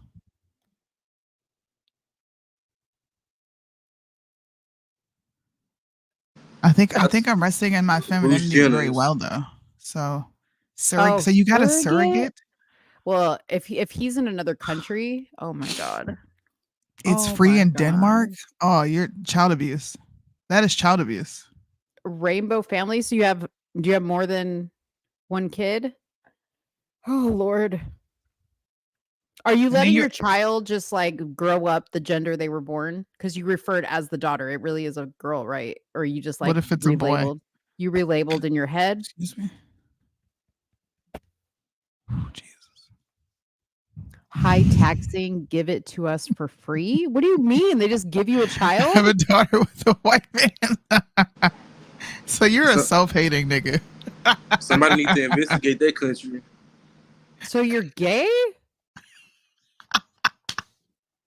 You're gay. Because I'm you're a done with y'all man. for the night. Dude, do you understand? No, Nagoose, do you understand why this is so odd? Like why people struggle understanding this? Denmark surrogate laws for trans. You know, I'm gonna get transparent for a minute. You would have broken my spirit as a young girl because I hated the fact that I was dark. And I'm probably gonna cry because it's emotional. I hated the fact that I was dark. I hated the fact that I had kinky curly hair. And I didn't appreciate for a long time what God gave me. But it's people like you who literally hate who they are and want to change who they are that make me appreciate what I was born as and how I was born. And I wish for you to love yourself because it's clear that you don't. We're sitting here playing, but you don't love yourself. You hate what God made you. And because you hate what God made you, you choose to go inflict that pain on other people because you're in pain. And that pain won't last always until you choose to love yourself and accept who you are. Because I'm sure before you decided to go change all these things, you were a decent person. I'm sure you were. And maybe you got bullied for being a little, bendy of the wrist. I know that's how I grew up. When you acted like that as like a boy, you got picked on by the other boys. It just wasn't normal. You don't do that. But I wish for you to love yourself because I used to hate me. I used to hate what I looked like in the mirror. And now I love me. So thank you. Yeah. And you know what? P.S. We all felt that way at some point in our life. It's But y'all just we didn't change ourselves. There's nothing we could do about I that. was gonna say that y'all didn't want to go and want to try to be men either. Absolutely. Like I am what I am, I can't change anything that God gave me. And Nagoose, you can go get a surgery and change the outside and fool people, but you're always going to be a man. God made you a man. Always. Nothing is going to work the way you want it to work, and it's going to make your life a living hell. So you're never going to fix your problem. Cause we both do it from the front. How the hell he gonna be going to the bed? Oh God. Listen, man. Oh God. Just being honest, bros. People like you, man. I'm so glad that I grew up in the 90s and being a tomboy was just simply that, a little girl. Bro, I loved running around and playing. That's what it was. I loved running around and playing, but I'm so glad I grew up in the 90s where my mom didn't think too much of me being like so annoyed that I had to wear a dress. I hated wearing dresses. There were certain dresses that I like to wear, but my mom would pick the dressiest dress out of all of them. You know, those ugly ass green, the jackets and the skirts with the white fringe at the bottom. You know what I'm talking about? With the cute shoes and the little shoes that you put the latch on. You slide that fabric in. Yeah. Dude, I hated it. Wearing stockings. I would be in the church like ready to go flip around and run around and play in some dirt. And I'm glad that she let me do that. Because if I would have be growing up now, I would be just like Negus. And I would probably think that there's something wrong with me because I don't look like Mo. I don't have to look like her. I can be me. Women come in all shapes and sizes. I don't think they should come in plus sizes, but they do. Okay? You don't think they should? Is that what you said? Because it's not healthy. No. Hey, but you know what? No, but by definition, I'm considered plus size. By You don't. I definition. can't tell. Yeah, You don't well, look like it at all. I don't, but I'm saying like because I wear like a size 12 pant. Okay, like when Yeah. if I put on jeans, I'm like a Yeah. size 12 because your girl's got booty back here. Okay, your girl's got booty and she's got hips. So by definition, because I'm in a size 12 jean, Yeah. I'm considered plus size, which I Yeah. have no problem with. I don't really care because I used to be plus size, like I'm not now. But you know, I mean, Suni, I hated my hair for years. Like I can honestly say it wasn't until well into my adulthood that I Yeah. started to appreciate myself. Cause like I used to look at other girls and I used to be like, why can't I be skinny like them? Why can't my hair be like them? Yeah. Why can't my face be like them? Like everything, I was so critical of myself because I got bullied. I got picked on, you know, I Yeah. wasn't like any other girl either. So Never. it happens to Listen, everybody. I think everybody does go through it, and I think the people who I think you have to be a strong, like mentally strong as a woman in life, because there's 1,000 different beauty standards being thrown at you. Mhm. There's men do have a certain type.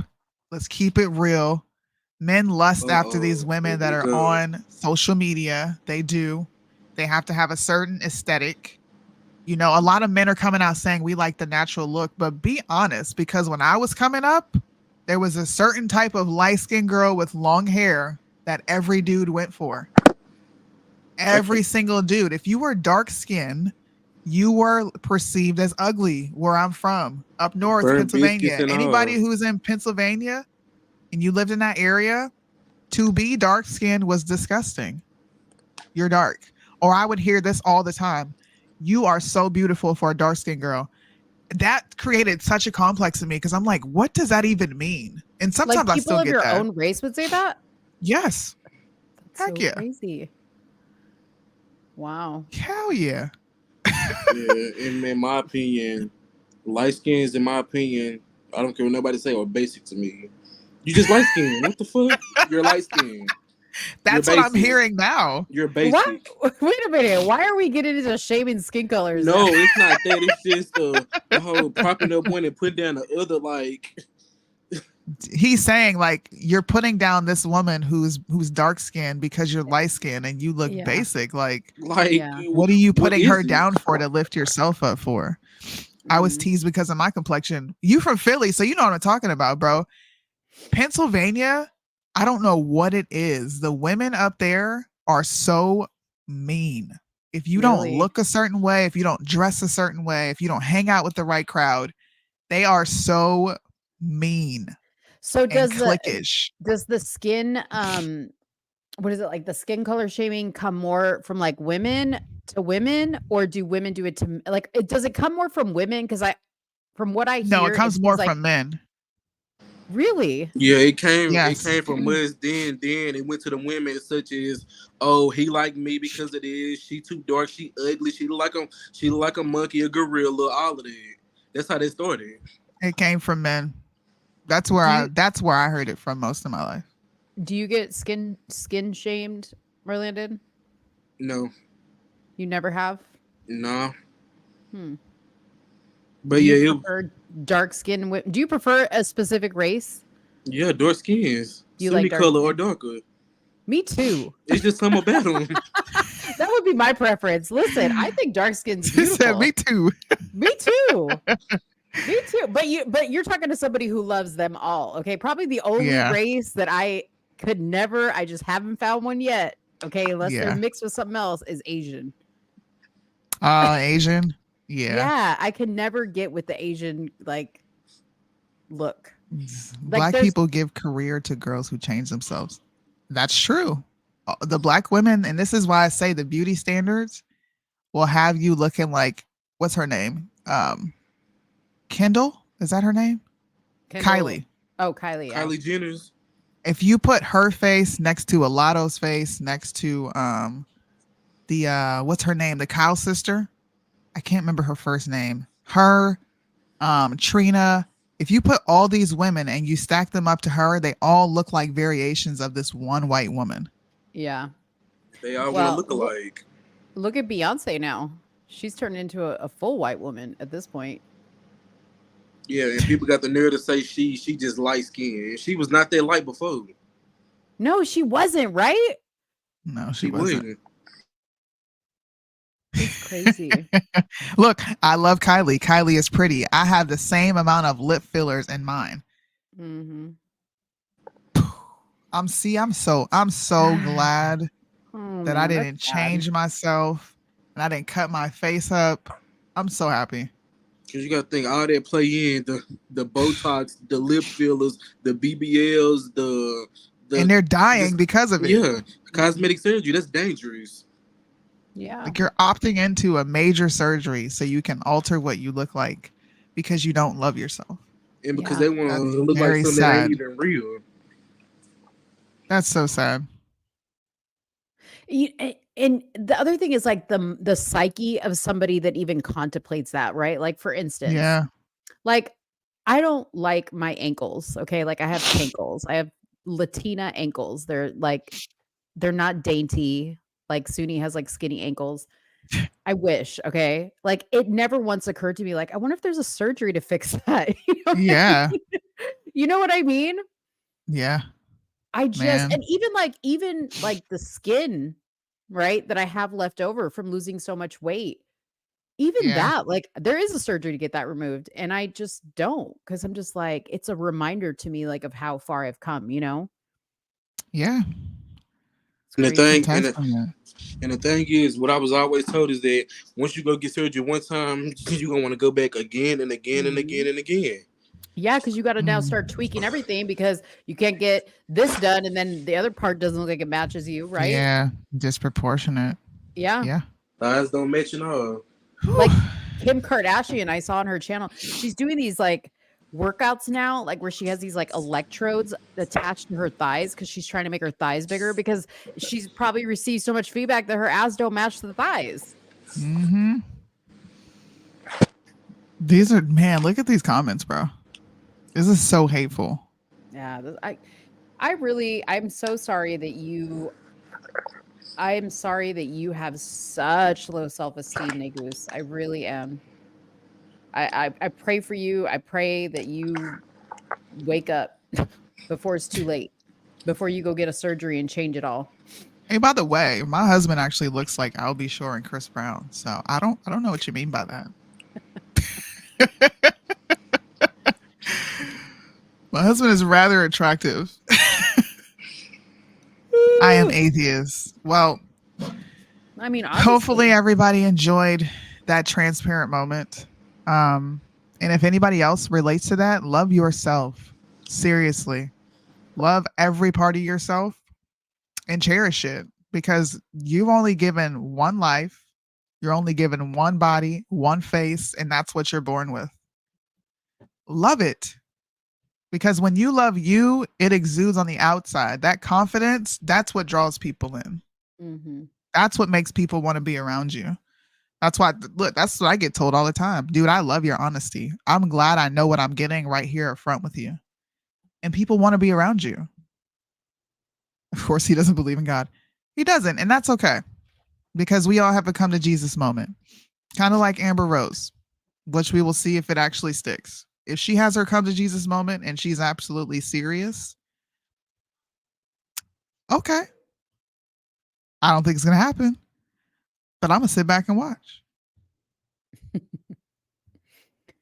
I love being a woman. Talk to Amber. Being a woman. Go ahead. Being a woman comes with too much. I don't see how people want to be women. That comes with too much for me.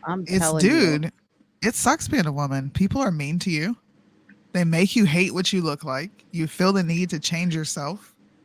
You feel like there's only one way, especially when I was coming up, there's only one way to attract a guy. Dude, if you didn't want to have sex with a dude, you're a prude. You know what? I would love for just like a day to be a guy where you only have like 2 tabs open. What am I going to eat? Oh boy. And like, what am I doing in the next 5 minutes? 'Cause that's like how far guys think out. Girls are like, oh my God, I got to think about next week. I got to think about next month. I got to think about what this person, what kid is doing what, the Yeah. husband, the food. We have so many tabs open all the time up until the point we go to sleep. Go to sleep. Whereas like, I know men that literally can sit on the couch and just watch TV. Do you understand? Like, if I sit on the couch and watch TV, I am thinking about other things. Yeah. Constantly. Or you're like, oh, I got a notification. Let me see. Oh, let me respond to this. Oh man, I think I want to go grocery shopping. Yeah. Oh, I need to go clean the bathroom. Let me go fix this here. I got a load of laundry. And then by the time you go sit back down at your show, 45 minutes has passed and you've missed the entire episode. Yeah. There is no just sitting down. It's crazy. And then I'm thinking about it like, nobody told me that like, and I love doing it, thank God, but nobody told me that like, when you get married and you have kids, like for the rest of your life, you have to cook all these people 3 meals a day every day. And clean their dishes and their dirty clothes. All they did was talk about the white dress, the ring, like all this other stuff. Like nobody mentioned all this. You got to get up and cook breakfast. You got to pack lunches. You got to make, what I mean? Speaking of that, do it all over again, over and over. Over and over, every day. Speaking of that, even though Bryson and Shakuna don't got kids, they stood up and said everybody ready for the wedding, but ain't ready for marriage. Yeah. Say that. I'm sorry. Say it again. Everybody's ready for the wedding. Even though Bryson and Shakuna don't have no kids just yet, they stood up and said everybody ready for the wedding, but ain't ready for marriage. Yeah, bro. Marriage is hard. Yeah. Marriage is hard. And you really can't prepare for marriage. Oh my God. What? Remember that show we did when I said I think the red pill is going to eventually convince men to get with trans men? And we brought up Miss Netta. Look what this thing just said. Yeah. Black men don't have to worry about paying child support to us trans. Less headache. They want us over you. No, more the sexy fuck times. Dang. What the fuck? Bro, I'm telling you, America's going to hell in a handbasket, and these foreigners know it. The passport bros are going out to get the trannies, y'all. They're not seeking women. They're going to get trannies. No, that's That's disgusting. crazy. This has been a very entertaining show. And the thing is, like, my thing is, I hate when people say everybody ain't religious when you bring that up about that, how that's not normal. You don't have to be religious to know common sense. Two of the same sex don't go together. It don't. Dang. And then it come with dealing with the same sex come with all type of diseases like AIDS and HIV. That's the reason why. That's the thing anyway, because of gay people.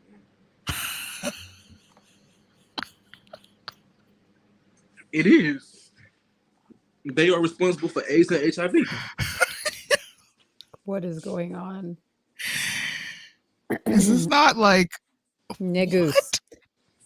You know why you know how men want it? Because you're a man.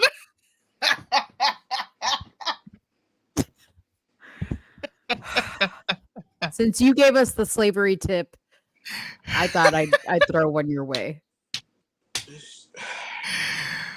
Woo! We understand the male psychology because you are a male. What?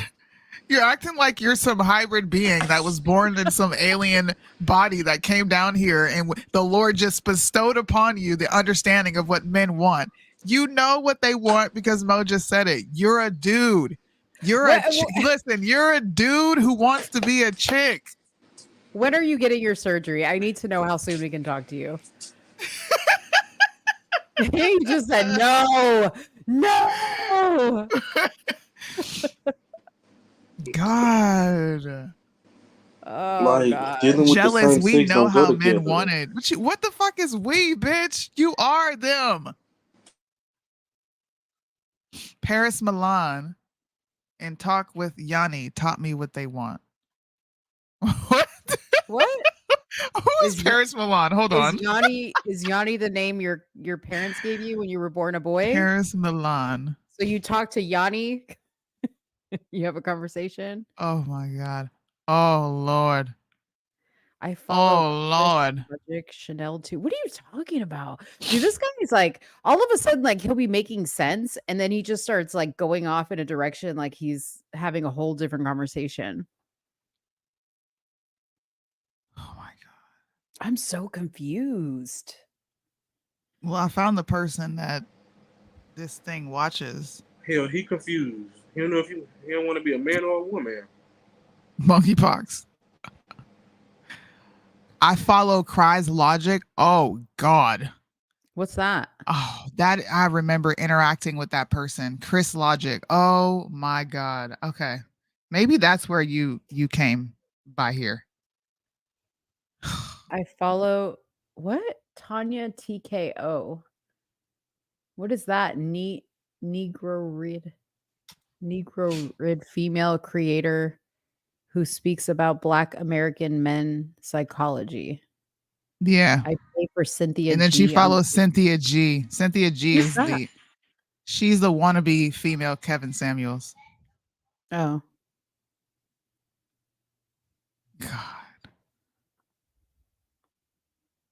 Nagoose, are you subscribed to our channel so you can come back next week? Because we just can't with you tonight. Like, you're not going to come on. Marlon said, oh, Lord. Y'all trying to get him on. Self-love. This is you're watching single bitter ass women. You're not even watching people who are married with families. You're watching bitter bitches, bro. Yeah. Tanya TKO is a bitter bitch. I've watched her videos before. Sometimes she says things that make sense, and then other times you're just like, oh Lord, why did I even bother listening to her? She's one of those self-love gurus. Nagoose, what channel are you watching from? Are you watching from somewhere in the middle, or YouTube or Facebook? Where are you watching from? Because I'm curious. Like, if he came over from my channel, that would make sense. Of course. Not that I'm flattered, but You flattered. no. Yep. It's just my content would warrant it. I don't listen to married women in 50-50. What does that mean? Oh no. I don't do 50-50, bae. My husband foots the bill in his house. Who's this on the screen? This is one of the Adonai sent me here. Who is that? Adonai? Adonai sent me there? Who the hell's Yeah. Adonai? I don't know. I did see the prophetic message. But I don't know how. In order for it to be prophetic, it means that he has to be president. And as far as I'm concerned, he's not president yet, so I can't say that a prophecy was fulfilled. Dude, that was a weird thing. You saw that? Yeah. It was weird. I'm like, I am our 100. Jewish. Oh, God sent you here. Okay. Well, you just said you were an atheist. Okay. So, and then you back to being Jewish. It don't make any sense. And if God sent you here, maybe you need to listen to what we're telling you. Don't get the sex change. Yeah. Maybe Keep your me dick and and Steve balls. were meant to speak to you. Keep them. Your bits and kibbles, don't go chop them off. Yeah. You need that. That's the only way you're going to get pleasure. Like we listen, I'm gonna say this and then I gotta go. You don't have a clit or a G spot. Okay? And those two things combined together with sex with a man feels like heaven. And you will never be able to experience that. So I don't even know what we're talking about. You're a very unhappy, miserable man that wants to chop off his privates to be something that he's not for this like fake artificial vagina, bro. There's no nerves attached there. You're damaging all the nerves down there. In fact, They already pushing AI. Listen, we need no I more. don't really care if you go get a sex change or not. I think you're a reprobate and it's too far gone for you. I think Satan has already won your mind over. So in hell you shall lift your eyes as far as I'm concerned. But Mo wants she wants to talk to you. I'm just going to be an asshole. I don't even think that would be a productive conversation because we're just going to throw insults back and forth all day. Yeah, I just have questions. I'm a curious person by nature, so I'll let Suni insult you, and I have questions. I'm nosy. I need to know. Okay, I want to know what you know about the men, honey. Okay. I just bro, this is a trump card, Mo. I got a clit and a G spot. Shut the fuck up talking to me. I create babies. I house minors. I got a whole uterus. I have a period, girl. A period. You don't even have cramps. Your titties ain't tender when it's around the time of the month, bro. It's like, stop it. Stop it. I'm a whole soldier out here, okay? My ovaries twisted, and I took that shit like a champ and went down, Frazier, in the grass. And the thing is, women be explaining all that to me, and men still be trying to beat him. That's the crazy part. Who wants to go through all that? Because I don't. Man. I don't. Thank you guys for watching. We've been on here longer than expected. I was supposed to be gone an hour ago. Yeah, an hour turned into 3 hours. I had fun debating with Mo today. We didn't get spicy enough. We have to get spicy. You kept it mild. No, because we talked. I'm telling you. Listen, when I go silent on you, just stay away. Like it's okay. because there's certain things going on in the political atmosphere that I don't even want to talk to you about because I know you're calling me to talk about stuff. And I did I didn't want to do that. Like I wanted to save all of my stuff for you, and then like as the days passed, I like softened. All right, you got to let me know. Stay away, and I'll be like, all right, okay, cool. I can't talk to her to the show. I'm like, stay away. I want to fight with you. We gotta have a fight on Tuesday. Okay, but let me ask you a question. Are we officially moving to 1 day a week? We have to, yeah. It's getting closer to me moving. You got a lot of things coming up. So instead of it being a Tuesday, Friday show, we're going to scale it back to 1 day a week until I get settled, which will probably be towards the end of September. Yeah, okay. Okay. Yeah. I'm not going to have any of my stuff. Yeah. Like all of my equipment is going to be coming over unless I pack all this with me, which I don't think I will be. That's too much. I won't be able to do a full show.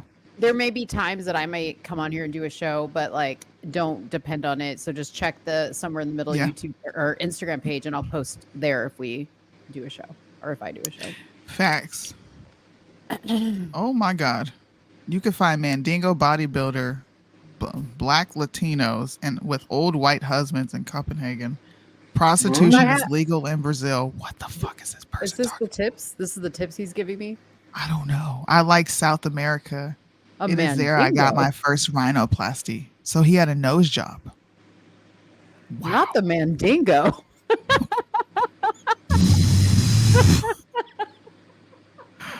Arranged marriage is not human trafficking. Oh. You're insufferable. Wow. It's ridiculous. All right. Well, see you guys. Bye. Bye, Merlandon. Bye.